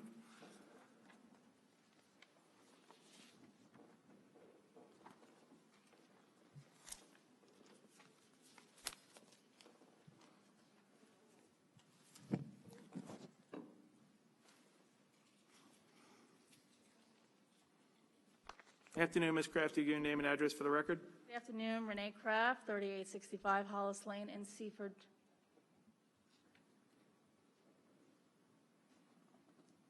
I'd like to request that the resolution not be accepted in regards to number 52. This was not a competitive bid. There was only one response. The response from Central Vet was lacking. Fundamental critical information was missing, such as what services are being provided. Central Vet had not demonstrated in the response the skills required to handle the TNR referrals. They didn't go into how many cats they were going to fix, how they were going to handle recovery, what days and hours of operation, how does the vet interact with the public and the trappers, how are kittens, friendlies cared for, how are evals being handled, how are cats with medical needs being handled. The response itself wasn't even a clear response. As a taxpayer, trapper, and animal advocate, I find it appalling that this resolution is even being considered with so many deficiencies in the response from Central Vet, who, by the way, has a terrible reputation. Additionally, Central Vet is proposing to charge the town a minimum of $90 just to spay and vaccinate one cat. That is higher than the other vet services offered on Long Island that are offering low-cost spay and neuter. Why would we pay more? Based on this and Town of Hempstead Animal Shelter data from the current TNR program, utilizing Central Vet will increase the cost and would increase the cost to the taxpayers significantly and drastically reduce the services provided, which we once had with our TNR program at the Town of Hempstead Animal Shelter. I created a petition to resume our TNR services and received over 21,000 signatures opposing the undoing of our Town of Hempstead Animal Shelter TNR program. 55 people wrote letters and sent them in for your consideration that were purposefully not read into public comment at the last council meeting. There is a huge backlash on the decisions that are being made to dismantle the Town of Hempstead Animal Shelter TNR program. And you are ignoring your constituents' pleas to stop what you are doing and resume the program as it was. The actions at the council meeting, at the last council meeting on this matter were shameful and anti-democratic. We have spoken. We do not want this resolution to pass. It is not in the best interest of the taxpayers of the Town of Hempstead, nor is it in the best interest of the animals.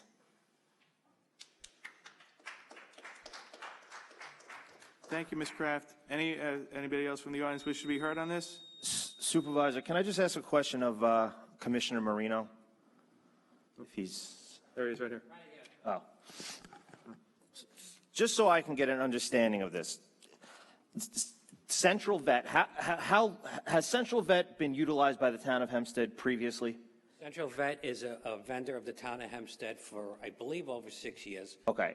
Never had an issue as far as in the years that I'm here with them.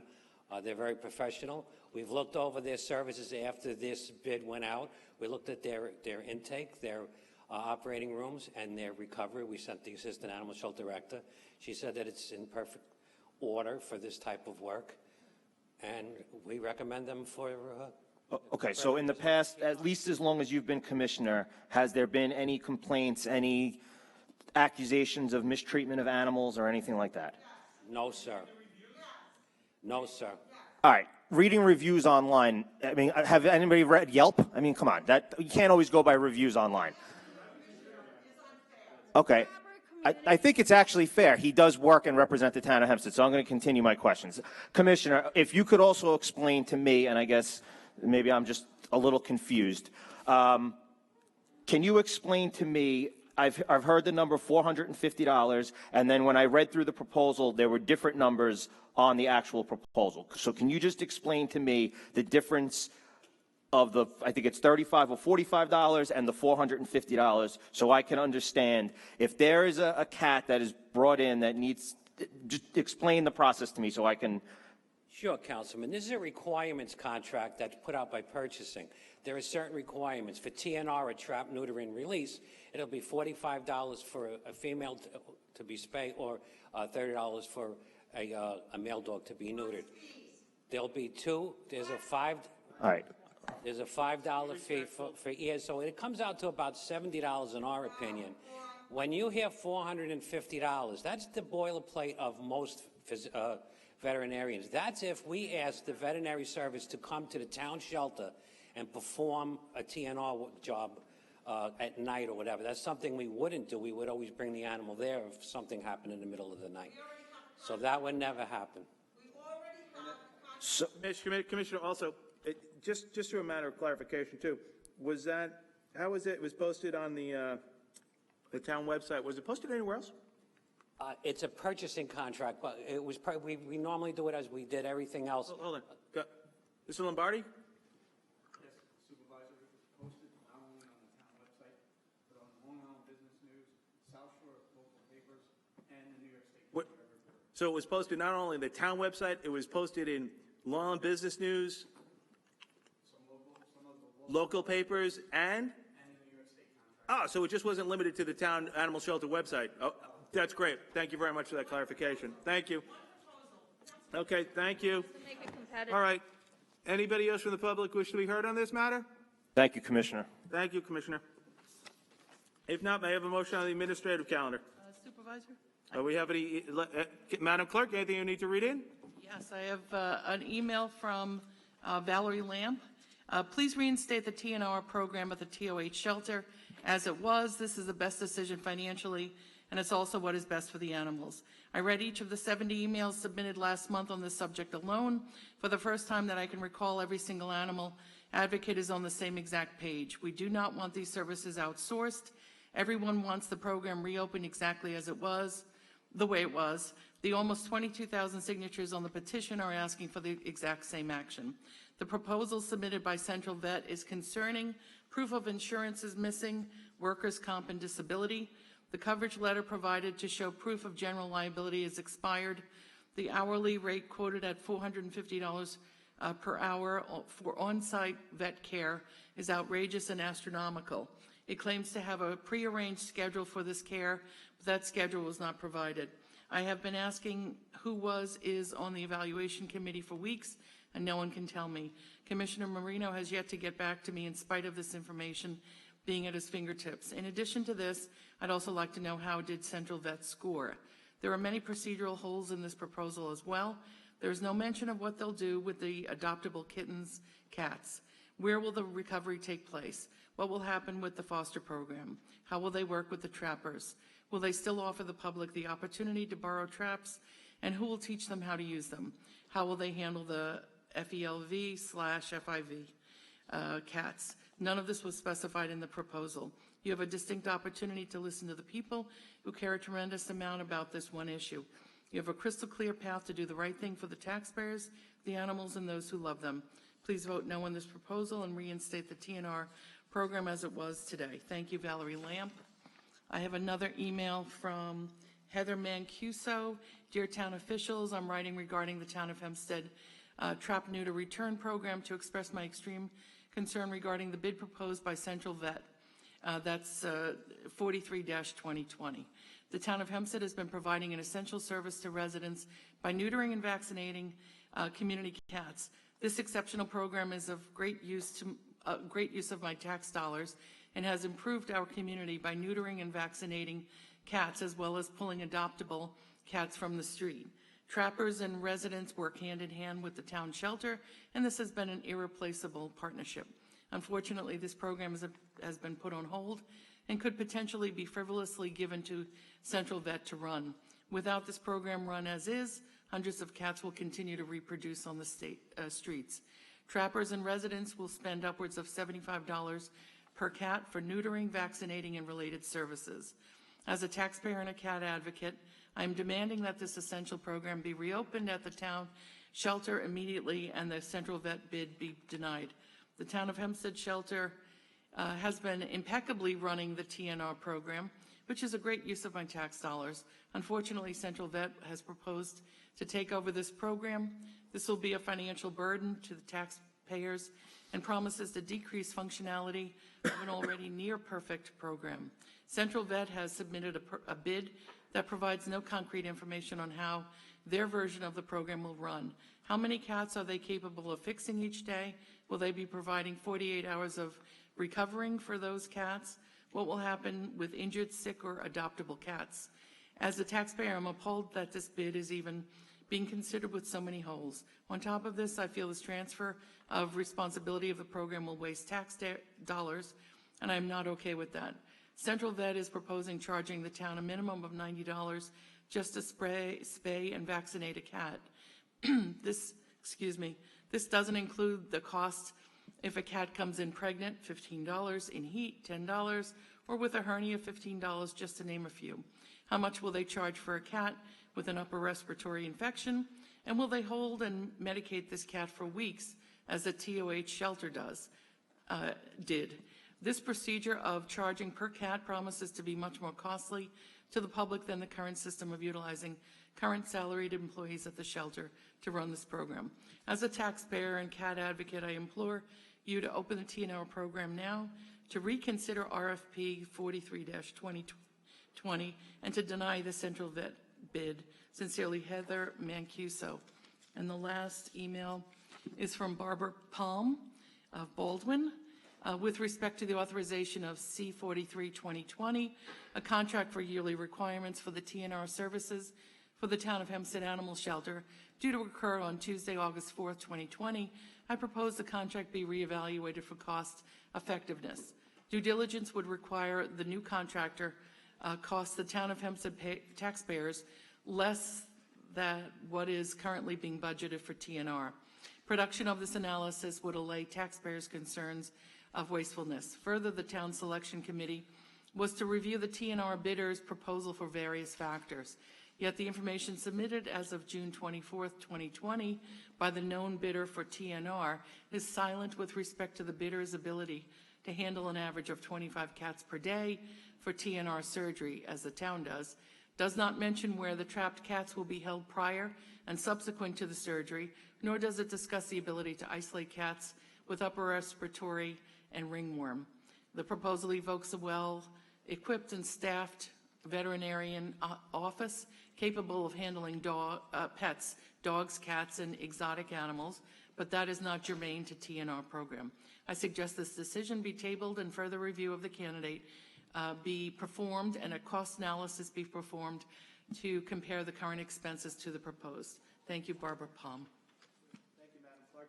May I have a motion on the administrative calendar?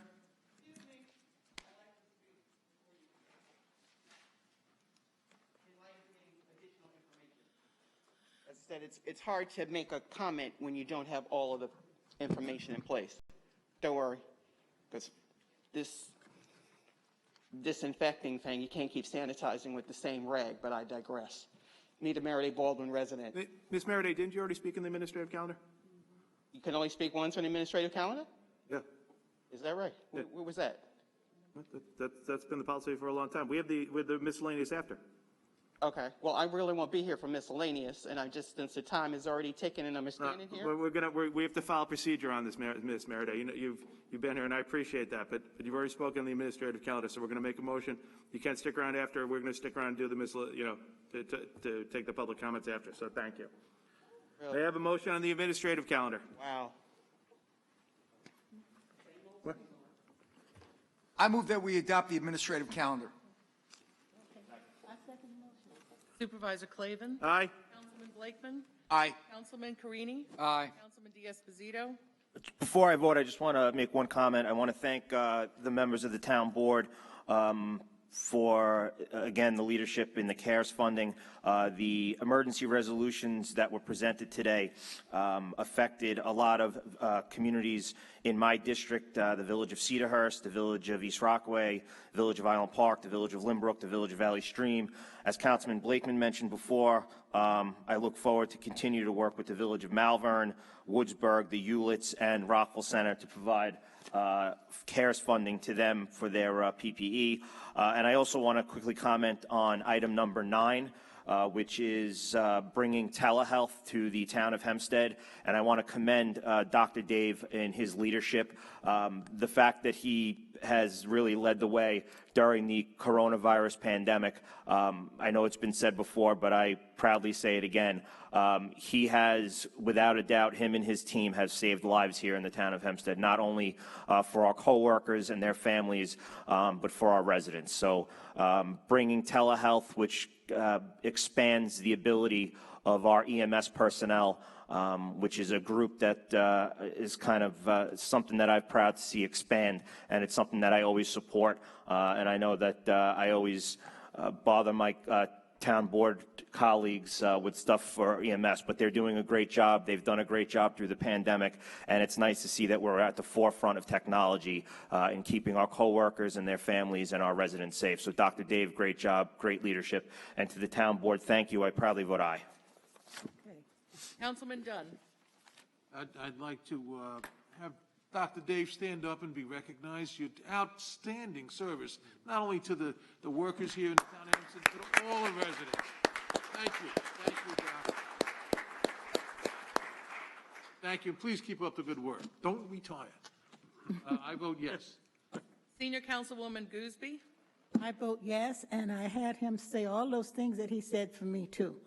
But, and Dr. Dave, I thank you personally. You know, even though you are not my physician, I know that you came to the hospital and you checked on me while I was ill. So thank you so much for that. And certainly I thank all of my colleagues and all of those who work and others who gave me all those prayers. So I sit here today because of those prayers. So thank you all very much. And I vote yes. Councilman Muscarella? Aye. Before we start the last, I do want to take a moment to thank all the coworkers here in the town of Hempstead from every department, public safety, sanitation.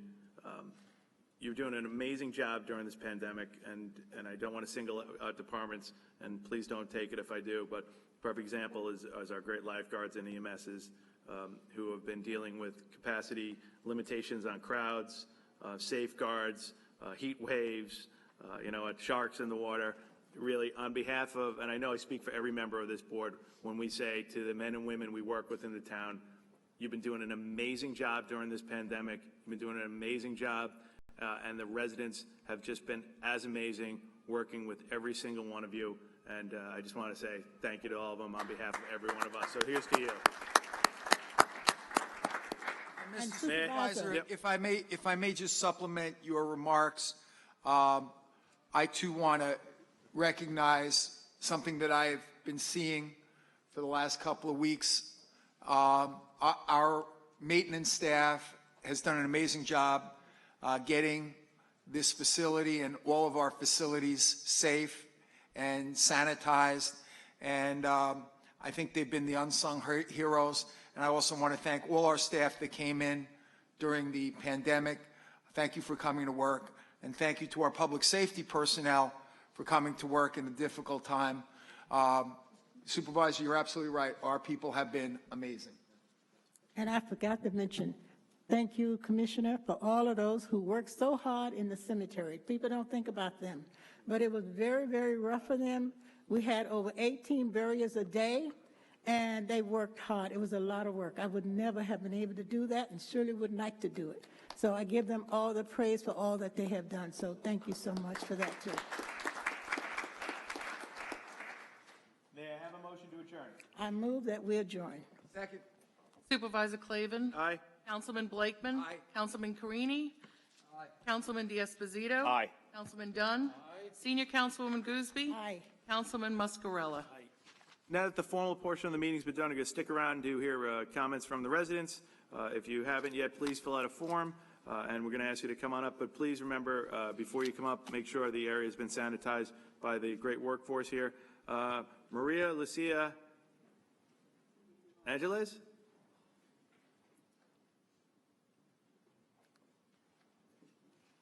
Did I say it right? Hello, yes. Okay. Hi, how you doing? Give your name and address for the record. Yes, I asked to be heard on FOIL requests.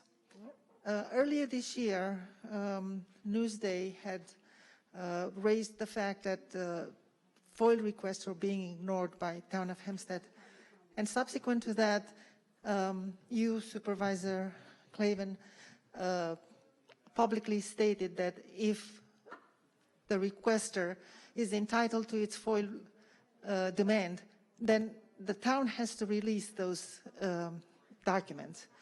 In my case, it's been 5 months plus since I filed FOIL requests, and I made numerous calls, sent numerous emails to you, to Supervisor, to you as Supervisor, to Town Clerk Murray, to Councilman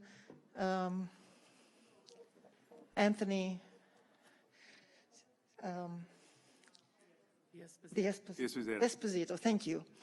I apologize. That's okay. And they were ignored repeatedly.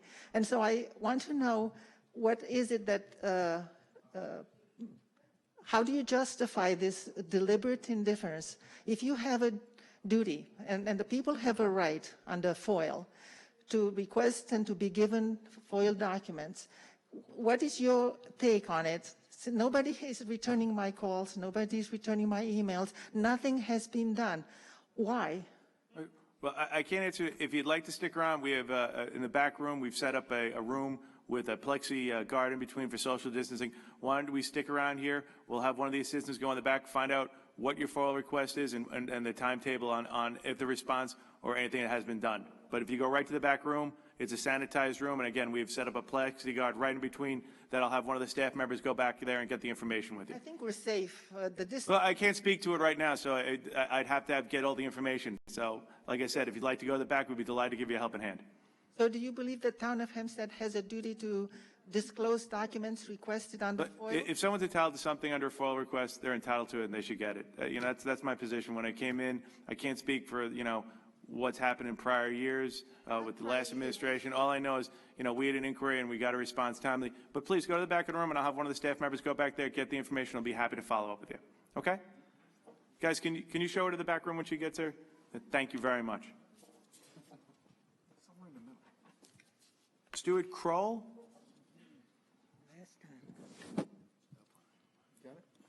Kathy Malone, maybe you can get the information for that? Thank you very much. Name and address for the record, please. Stu Kroll, Great Neck. Of course, I'm not the least bit surprised that that resolution passed. We never should have been having a discussion to begin with on whether or not Central Vet or any other vet takes over TOH's spay-neuter program. I know you said it's not a cost-cutting measure. I do think that has something to do with it. The one very positive aspect of the shelter was this program. The first post-COVID meeting, $750,000 was given out in raises and promotions with no public questioning possible. Was this last-minute giveaway program really necessary? Was this more important than maintaining an excellent program? All services were closed for 3 months, causing the kitten population to go largely unchecked. This leads to unnecessary suffering for innocent animals out on the street. As the reviews I quoted from clearly indicated, Central Vet has a horrible reputation. Apparently that made no difference. To give a large contract to such a group is tantamount to paying $4,200 per dog to Road to Home Rescue to take our behaviorally challenged dogs. As I recall, that situation didn't work out very well. I also recall our shelter director giving this Utica facility a clean bill of health a few scant months before tragic conditions were revealed. How is it possible to ignore a petition with over 21,000 signatures? Most of these signatures represent voters in your districts. Why is it so important to curtail this program? Do you not realize that we are making people more aware of what their representatives are doing? Perhaps none of this would have progressed so far had not Tony Santino pushed through legislation as a lame duck that ensured that no union employees could be removed regardless of whatever financial hardships might ensue. In the real world, such morally questionable policies could never pass. The last giveaway program to party loyalists and friends has caused large ripple effects. A month ago, we could not be present at the meeting. Our only possible means of communicating the will of the people was totally silenced, as our emails were not read into the record. I am quite sure as soon as all board members left this meeting, they rushed home to read our emails. Mr. Clavin, we had high hopes for you. I hope I'm not disturbing anybody up there. Unfortunately, that reality has turned out to be quite different. I accurately remember you saying you were going to accept all commissioner registrations. How many of them had been removed? I thought so. I also recall you publicly promising, and I was there, to have Diane Madden be involved in improving shelter conditions. Please tell me what happened with that promise. Just as NBC News paid you a surprise visit, we will be utilizing all means possible, including our 2,000-member group, to support animal-friendly candidates. Those that won't commit either way, and I won't mention who that pertains to, helping our cause, we will vigorously try to oppose from taking office. Thank you.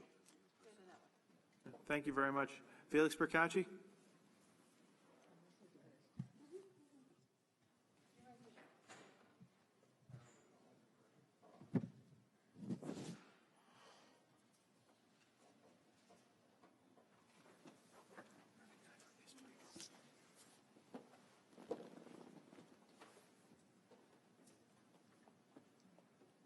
Felix Percacci. On March 19th, 8 days after the World Health Organization declared COVID-19 to be a pandemic, the Village of Floral Park held a public meeting. This meeting limited the number of persons that could attend, but also offered the public a dial-in option to afford public participation or to listen in. At the Village Board meeting of April 7th, a video conference option was also offered to residents using Zoom. To date, the Village has continued to offer the public these three methods of actively participating in their government. It is important to note that the Village of Floral Park does not have a technology department. In contrast, the Town of Hempstead, with an information technology budget exceeding $5 million, took over a month to set up an email address so residents could submit their comments. The town did not provide any interactive method for residents to participate except for the June 23rd hearing on the Woodmere Club resolution. Residents concerned about other issues had to be content with submitting their comments via email.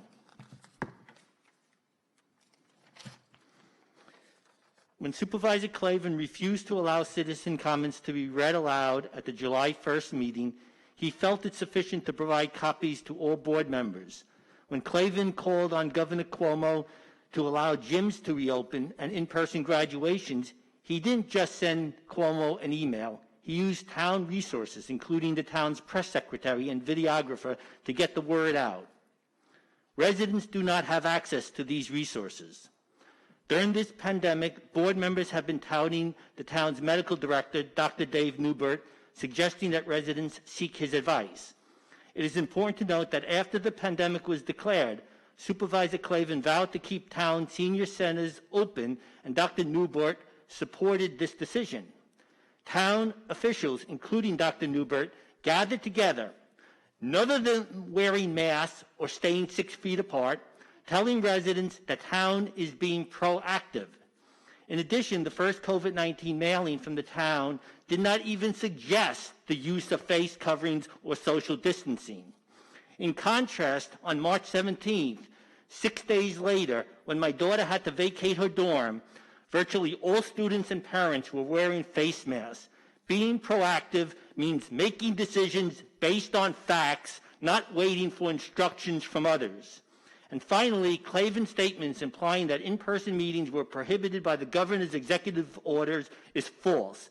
The governor's orders just eliminated the public attendance mandate. It did not ban public attendance at town board meetings. Thanks, Mr. Bicacci. Just so you know, we actually didn't call for the opening of gyms. We actually called in the county to have the health commission to look at each facility differently, so they're all not the same. I'm sure you misunderstood that, but I'm happy to clarify that. Next, I'd like to say Lynn Kramer.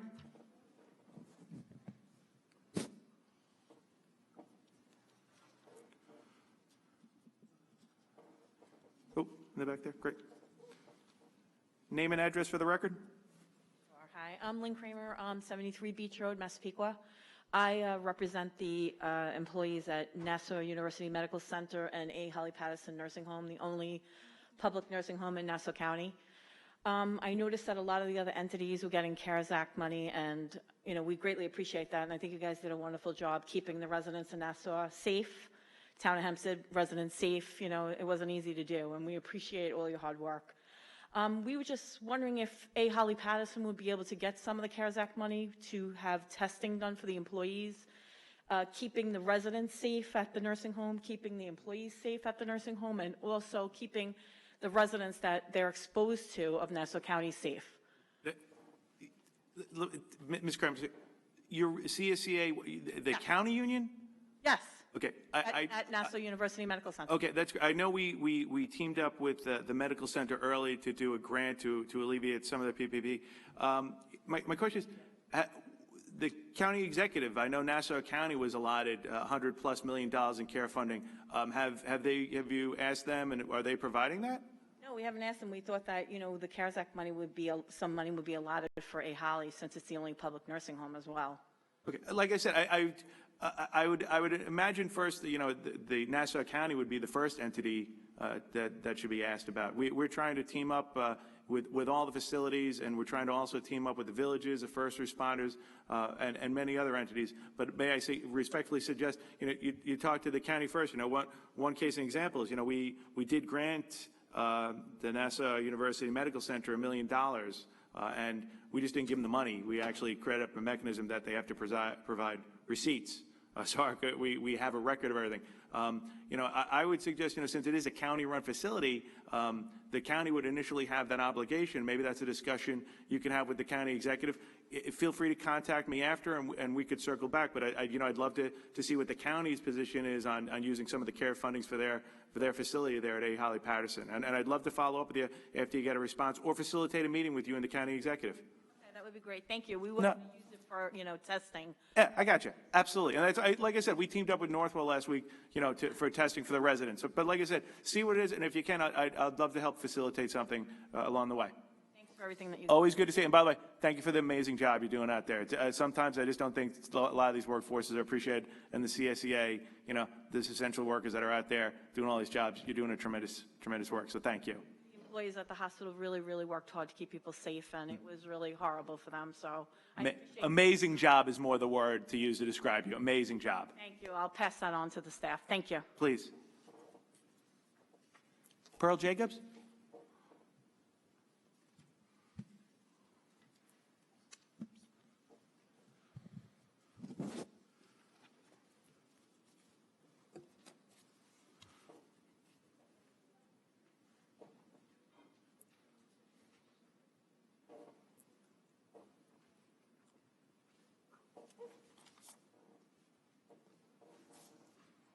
Hey, Lynn, can you just give someone the card so I have your contact information to follow up with you?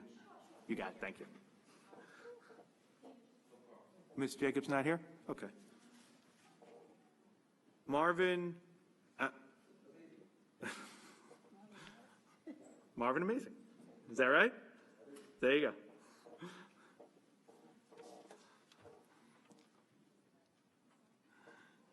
If you give your name and address for the record, thank you. Marvin Hempstead, Town of Hempstead.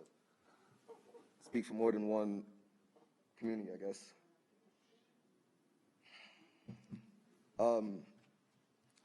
This is my first town meeting, and it's definitely not going to be my last. All right. The community that I represent has awoken because they've been sleeping. I'm here to ask, I'm actually pretty ignorant as well. I don't know much, and it's been a hard task trying to find information. If you guys have a PR person, I don't know if they're doing their job as properly as they should be. The website, as somebody has said priorly before, is horrible. Getting information from that website is like picking a needle out of a haystack. I appreciate that comment. I'm not a big fan of the website either, so I appreciate that what you're saying there. So no problem. We're actually looking at that. So you know what? You and I are on the same page. Thank you. No problem. It's hard to get people in the communities where we don't. Let me be honest. My parents immigrated from Haiti and they got here. So the information that they're getting or that they can get is not blatantly in front of them. So how are they supposed to get me that information? And how are other people in the community supposed to get that information? How are people in the community supposed to know that there's a town hall meeting? Especially people my age. Guys, social media is a thing. You guys have social media. You guys can get the information out to people. And for some odd reason, it seems like it's so hard for the information to get put out. I don't know what it is, but it seems like you have to go really searching for information in order to get it. I live in Hempstead, but I say Uniondale because I went to school in the Uniondale School District. And there are a lot of businesses and homes that are just like not being taken care of or just nothing happening with those locations. And that's craziness when we have so many different creative entrepreneurs in the town that should be filling these positions up. For the businesses, there's the Nassau hub that's opening up. And I don't know if anybody from Uniondale is being talked to about that. And we have a lot of people who have a lot of ideas that can go into helping something like that. So I ask you, who is in charge of something like that? Who do we get in contact with to get that information? You know, presently, it's not operating. Mm-hmm. You know that. Yep. Okay, I have your numbers, your number on your slip, your phone number. Mm-hmm. Yes, it is. Okay, I'll take that. I'll call you. Okay, thank you. Thank you very much. By the way, thank you very much, and I'm glad you came today. All right. Renee Kraft?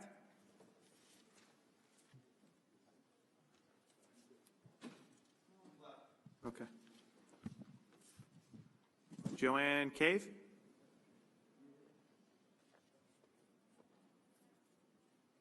Great.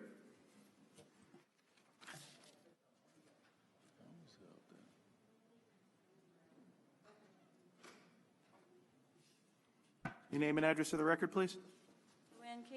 Joanne Cave, Senior District Leader with the Humane Society of the United States.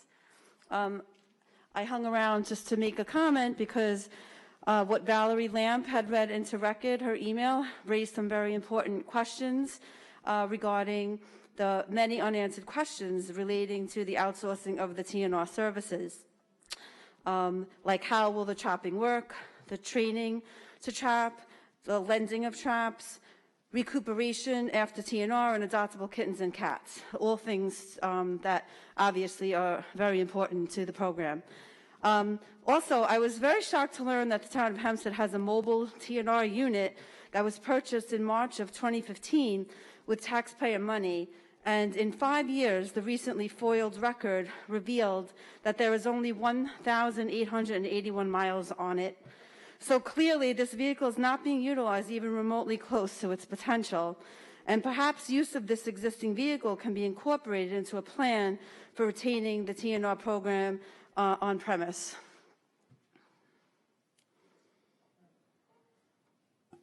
Okay, thank you very much for your comments. Anything else you want to add? No, not unless you'd like to add your thoughts on why that vehicle is not being utilized.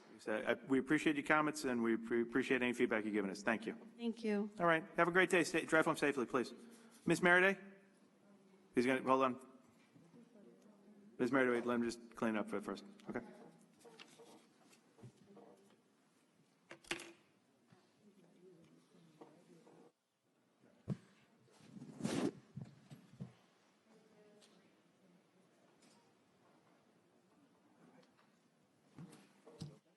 Meet a Merriday Baldwin resident. I'm saddened that Ms. Jacobs wasn't able to continue to stand out in the wind and rain before she was able to come in to speak. She's in the wind and rain. We had the pavilion open with seats for people to sit there, so they wouldn't have to stand outside. We actually took that into consideration because of the weather. And I'll tell you, you know, those rags that he's using, every time he does that, he uses a fresh one.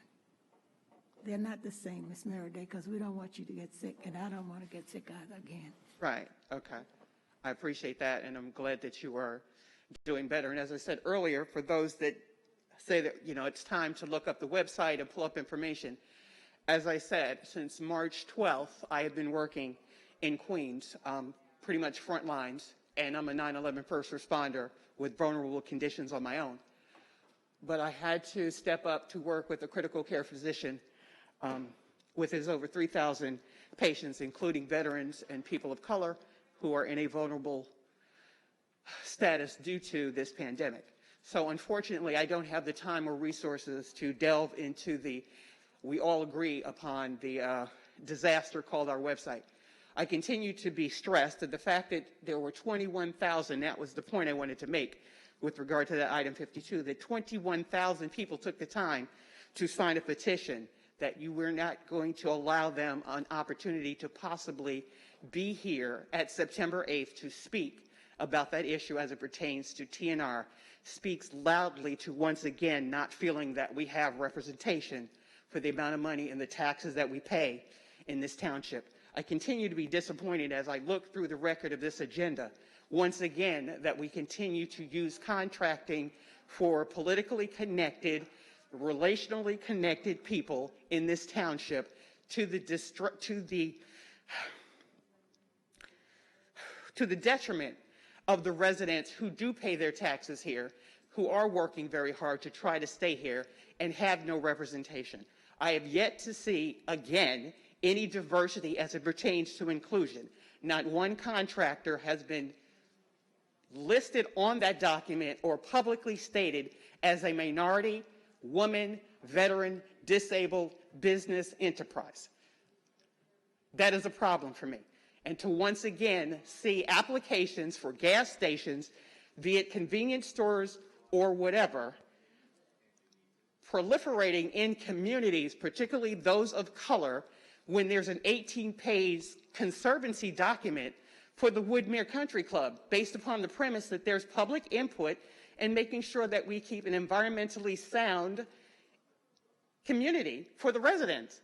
But there's no input and no, who's protecting the interests of these residents where you're getting all these gas stations and there's no diversity here? Nothing has changed. Nothing has changed. Thank you, Ms. Merriday. Kelly Short? Check outside to see if Kelly Shewart's still here. You're looking to speak. Thank you very much.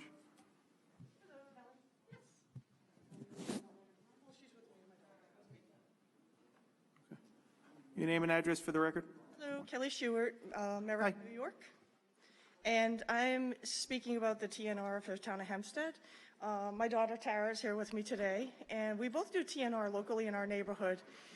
I rushed over here after watching it online because I felt so urgent to speak about this that I felt the message wasn't getting across appropriately. I understand when I was listening to it saying it's not budgetary. I had more contact with employees here than I do when I do TNR at the town of Hempstead. I go into the town of Hempstead, they know me. I don't always have to show my ID because they know me. They know where I live. I do show my ID when asked. I live in the town. I present my ID. I fill up my card. I take my papers to the back of the shelter. One of the people come out. They usually take the animal directly out of my car, or I will leave it on the ground and they'll take it. They'll cover it with a sheet and take it. That's the contact. None. I mean, if you put a shield at that front of the shelter, you would have nothing. It was just like with the ladies handing the card. So I was wondering what really is going on. Why is it really being outsourced? It's a fantastic program. I have felt pinched by it because now if I want to, spay and neuter has been going on through this whole thing. You can go to almost any vet and they'll do it. We're driving out to Bayshore for the cheapest prices. So I would really like to know, we want the employees to be safe as well, but I feel they are safe. There's very limited contact. And if you have somebody, you do have a guard at the door, one person in that lobby at a time, if they're dropping off. So how is it not safe if we put those provisions of one person in the lobby at a time to fill out paperwork? Okay, any other comments? No, but I wanted an answer on how it's not safe. Okay, like I said, we're always going to go with our medical professional who says, you know, right now there are restrictions down there, and a later time we can open, we will. Again, you know what? This is just about getting some kind of program going, especially during the pandemic, but with the overriding safety concerns of our employees. But thank you very much. I ask also then, if other vets are doing this safely, how is it justified that it's not safe? I can't speak for other facilities or how the operations are done or their safety protocols or not. But it is public, you know, comment time. We appreciate all your thoughts on this. So thank you very much. And I have one other question is, if I did see the proposal, and again, it doesn't list any of the concerns that we all have of stay overtime, 48 hours for females. Do we have any input if we want them euthanized, if FIV or leukemia, any of those things? My other concern is, obviously they know who the big trappers are. They know who does the most volume to ask for their input. I know there's a few people here there's people that are not here that are some of the biggest trappers for the town of Hempstead, and one of them is John DeBacker. And I don't understand why you wouldn't ask for input from some of these people. If they could get who the top 5 people are and maybe ask for input, would be definitely taking the town's opinion into consideration. And I just want to thank you. Thank you very much for coming, and drive home safely. Anybody else wish to be heard in the public section comment? If not, everybody please remain safe. You've already spoken, Ms. Madden. Thank you very much. What? Miscellaneous? I'm sorry. Miscellaneous? Ms. Madden? What? 3 emails. Oh, I'm sorry. Hold on. After Ms. Madden.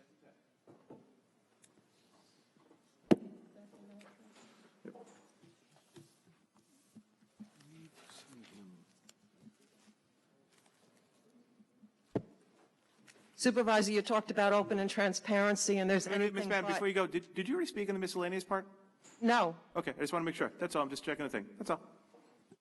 There's nothing open and transparent about this. Who is here? You have a director and a commissioner. By the way, there was something posted from Janice Blake, who is a friend of Mr. Marino's at the racetrack, and said she suspects this contract went through because they both own racehorses and are very good friends. So when that speaker just came and said, what else is going on here, I'd like to know. What is going to happen with the animals that are euthanized? There's no fee listed in the $450 an hour veterinary practice. Where is that fee? I got my full staff back. Can you stop the clock, please? Ms. Madden, it's public comment time. What is the fee to euthanize a cat, and do they have case numbers? How did you open Camp Anchor with their much-needed volunteers, and yet you have prohibited animal shelter volunteers from doing a contactless walking of dogs? Instead of standing up there like Santa Claus giving out free food to minorities, how about reforming your hiring processes and give these people jobs? Wow. There was a volunteer, no, I am honest. I am honest. Instead of standing out, yes, they need food, but they need jobs. They're not just for friends and family. Volunteer letter. Ms. Murray, not to put you on the spot, but the volunteers, I believe over 60 of them, sent a heartfelt letter. I just received a copy of it. No one has read it into the record. We are waiting for the live speakers. After you end, I had just signaled to Supervisor Clavin that I have... I do appreciate that. Thank you. Out of order. Supervisor Clavin, I'm out of order. Supervisor Clavin, you promised during your campaign to accept the resignation of commissioners, and you're here today relying on the feedback and the recommendations from the same person you promised, and I have a text that would be removed if you won this election. Tony Santino lost his election to kitty cats. I don't know what planet you're on that you refuse to answer questions, that you refuse to do what's in the best interest of animals and the taxpayers. There are many questions about this contract. At the very least, it should have been put aside until the next meeting when all of these people had the opportunity to speak on this. And yet the board carelessly passed an egregious contract. I thought the first time I'd be in front of the board, I would be talking about the outrageous and insulting nearly $800,000 in raises for friends and family, the first opportunity you all had when we were prohibited after COVID was announced. But this contract holds the potential, a year in itself, for over $1 million. Thank you as always. Just in 1 year. We appreciate it. Madam Clerk, do you have any letters? I have one thing to say. I hope that I misunderstood you when you said he's standing out there taking care of minorities.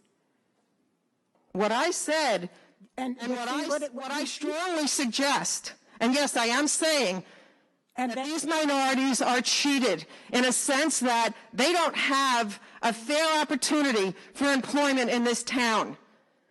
And shame on any board that would clearly abuse the kind of power you now have to do good things. Thank you, So I Ms. think you Madden. should start Thank you, talking about other Councilwoman. things than Madam Clerk, do you have any taxpayer emails you'd like to food. read into the record?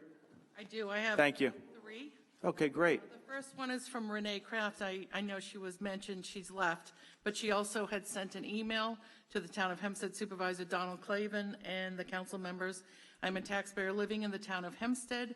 When I first moved here, I was so happy to find out that my town shelter had a TNR program. I have been a trapper for approximately 20 years. I know how important it is to trap feral cats and take them to be spay and neutered. I've seen so much suffering. The cats are born to suffer and die. They starve, they freeze, they fight, and get wounded. They get infections. Some lose their eyes or get a head tilt from a bad ear. They can barely breathe from URIs. They get run over by cars. They get killed and eaten by raccoons. They have worms and parasites so bad they are eaten alive from the inside out. They have prolapsed rectums. They suffer. Some people notice and they feed and they provide shelter, but then the neighbors get upset and hate the person who tried to help them, and then the cats get poisoned by the one who sees them as a nuisance. This is why spay and neuter is so important. If the cats weren't born in the first place, there would be no suffering. I'm devastated that you took away the one thing that could combat this suffering. As a taxpayer, like many others, we allocated funding to the animal shelter TNR program, a much needed program, not just for TOH, but for all of Long Island. We want our program back. We demand to have it back. At the time of my writing this letter, over 21,000 people and counting have signed a petition demanding that you give it back. The Town of Hempstead Animal Shelter should resume their TNR program immediately. It is the ethical thing to do. Your taxpayers want it. Again, that was from Renee Kraft of Seaford, New York. I have an email from Barbara Palm of Baldwin. Currently, waste of my Town of Hempstead tax dollars.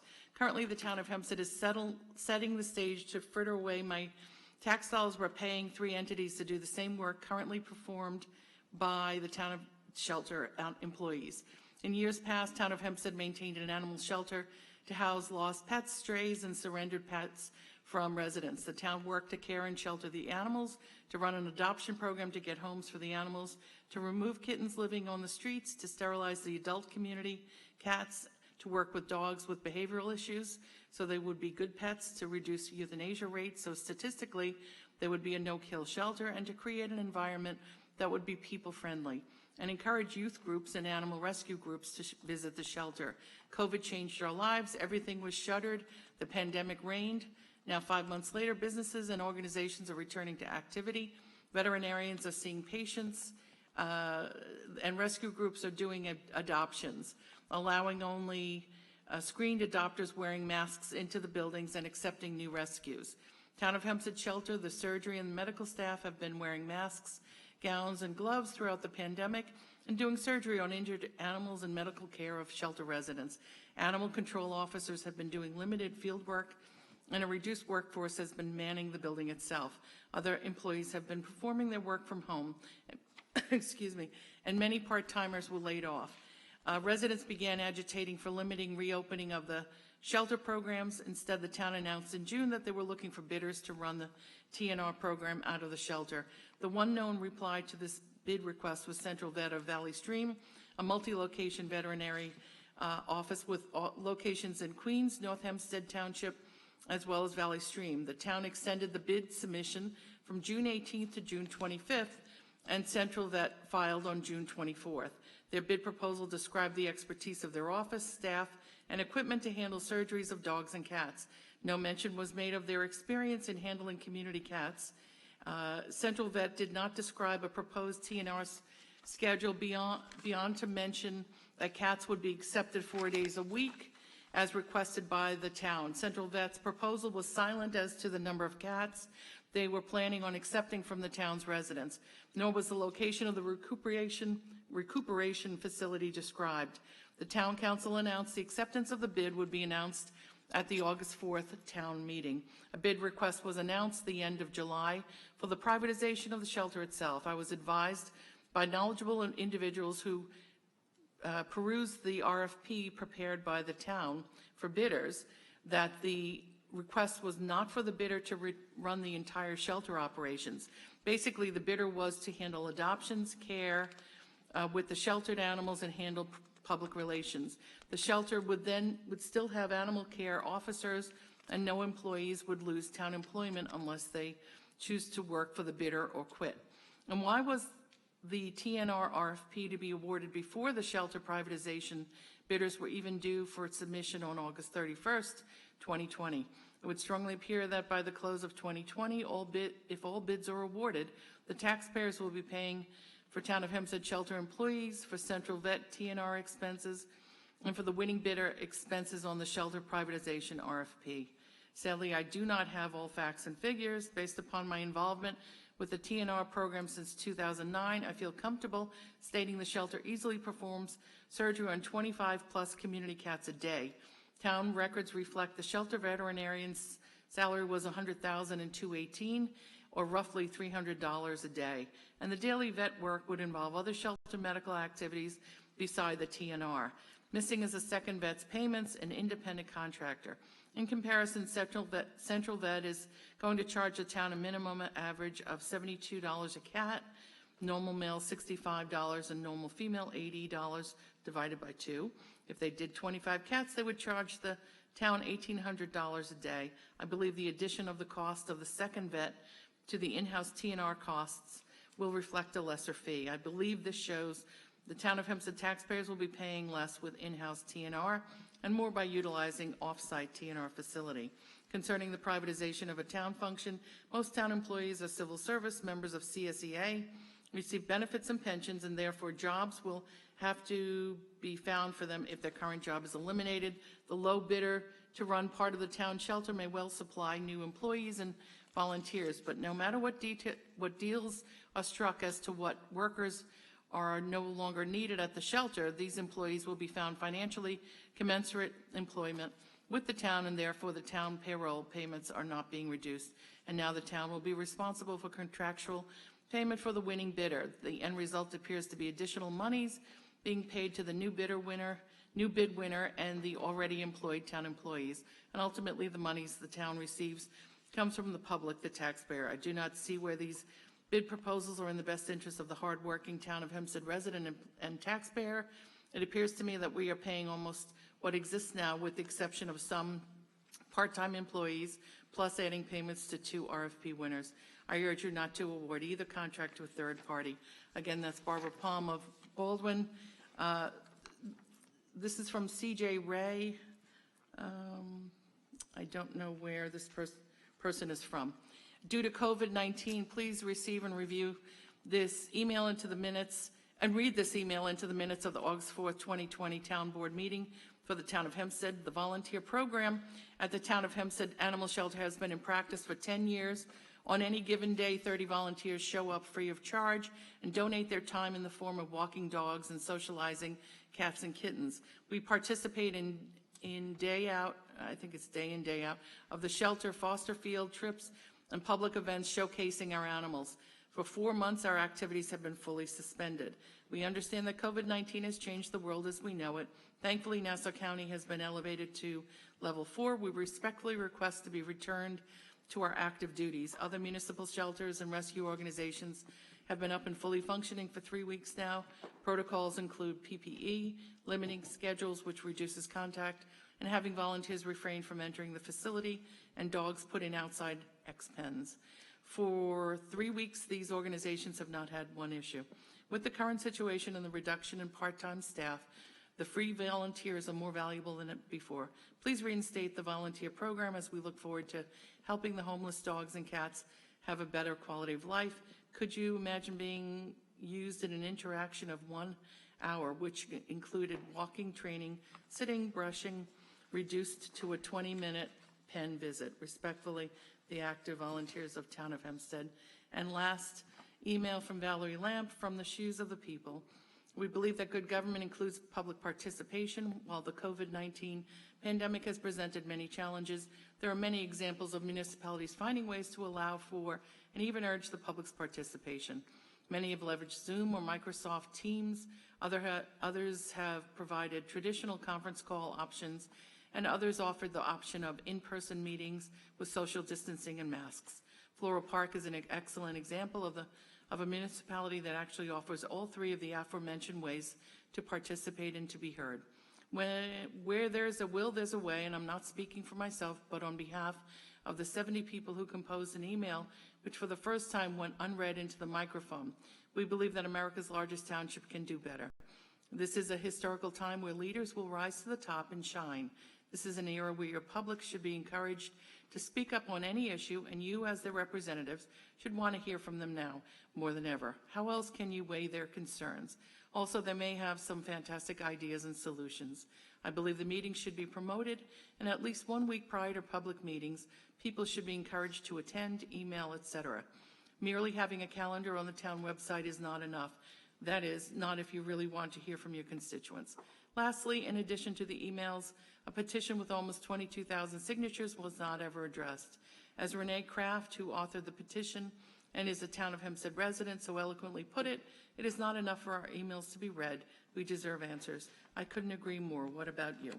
That's from Valerie Lamp. That's the last email that we received. Thank you, Madam Clerk, and thank you for all attending today. And everybody have a safe August and a safe ride home this afternoon. Thank you.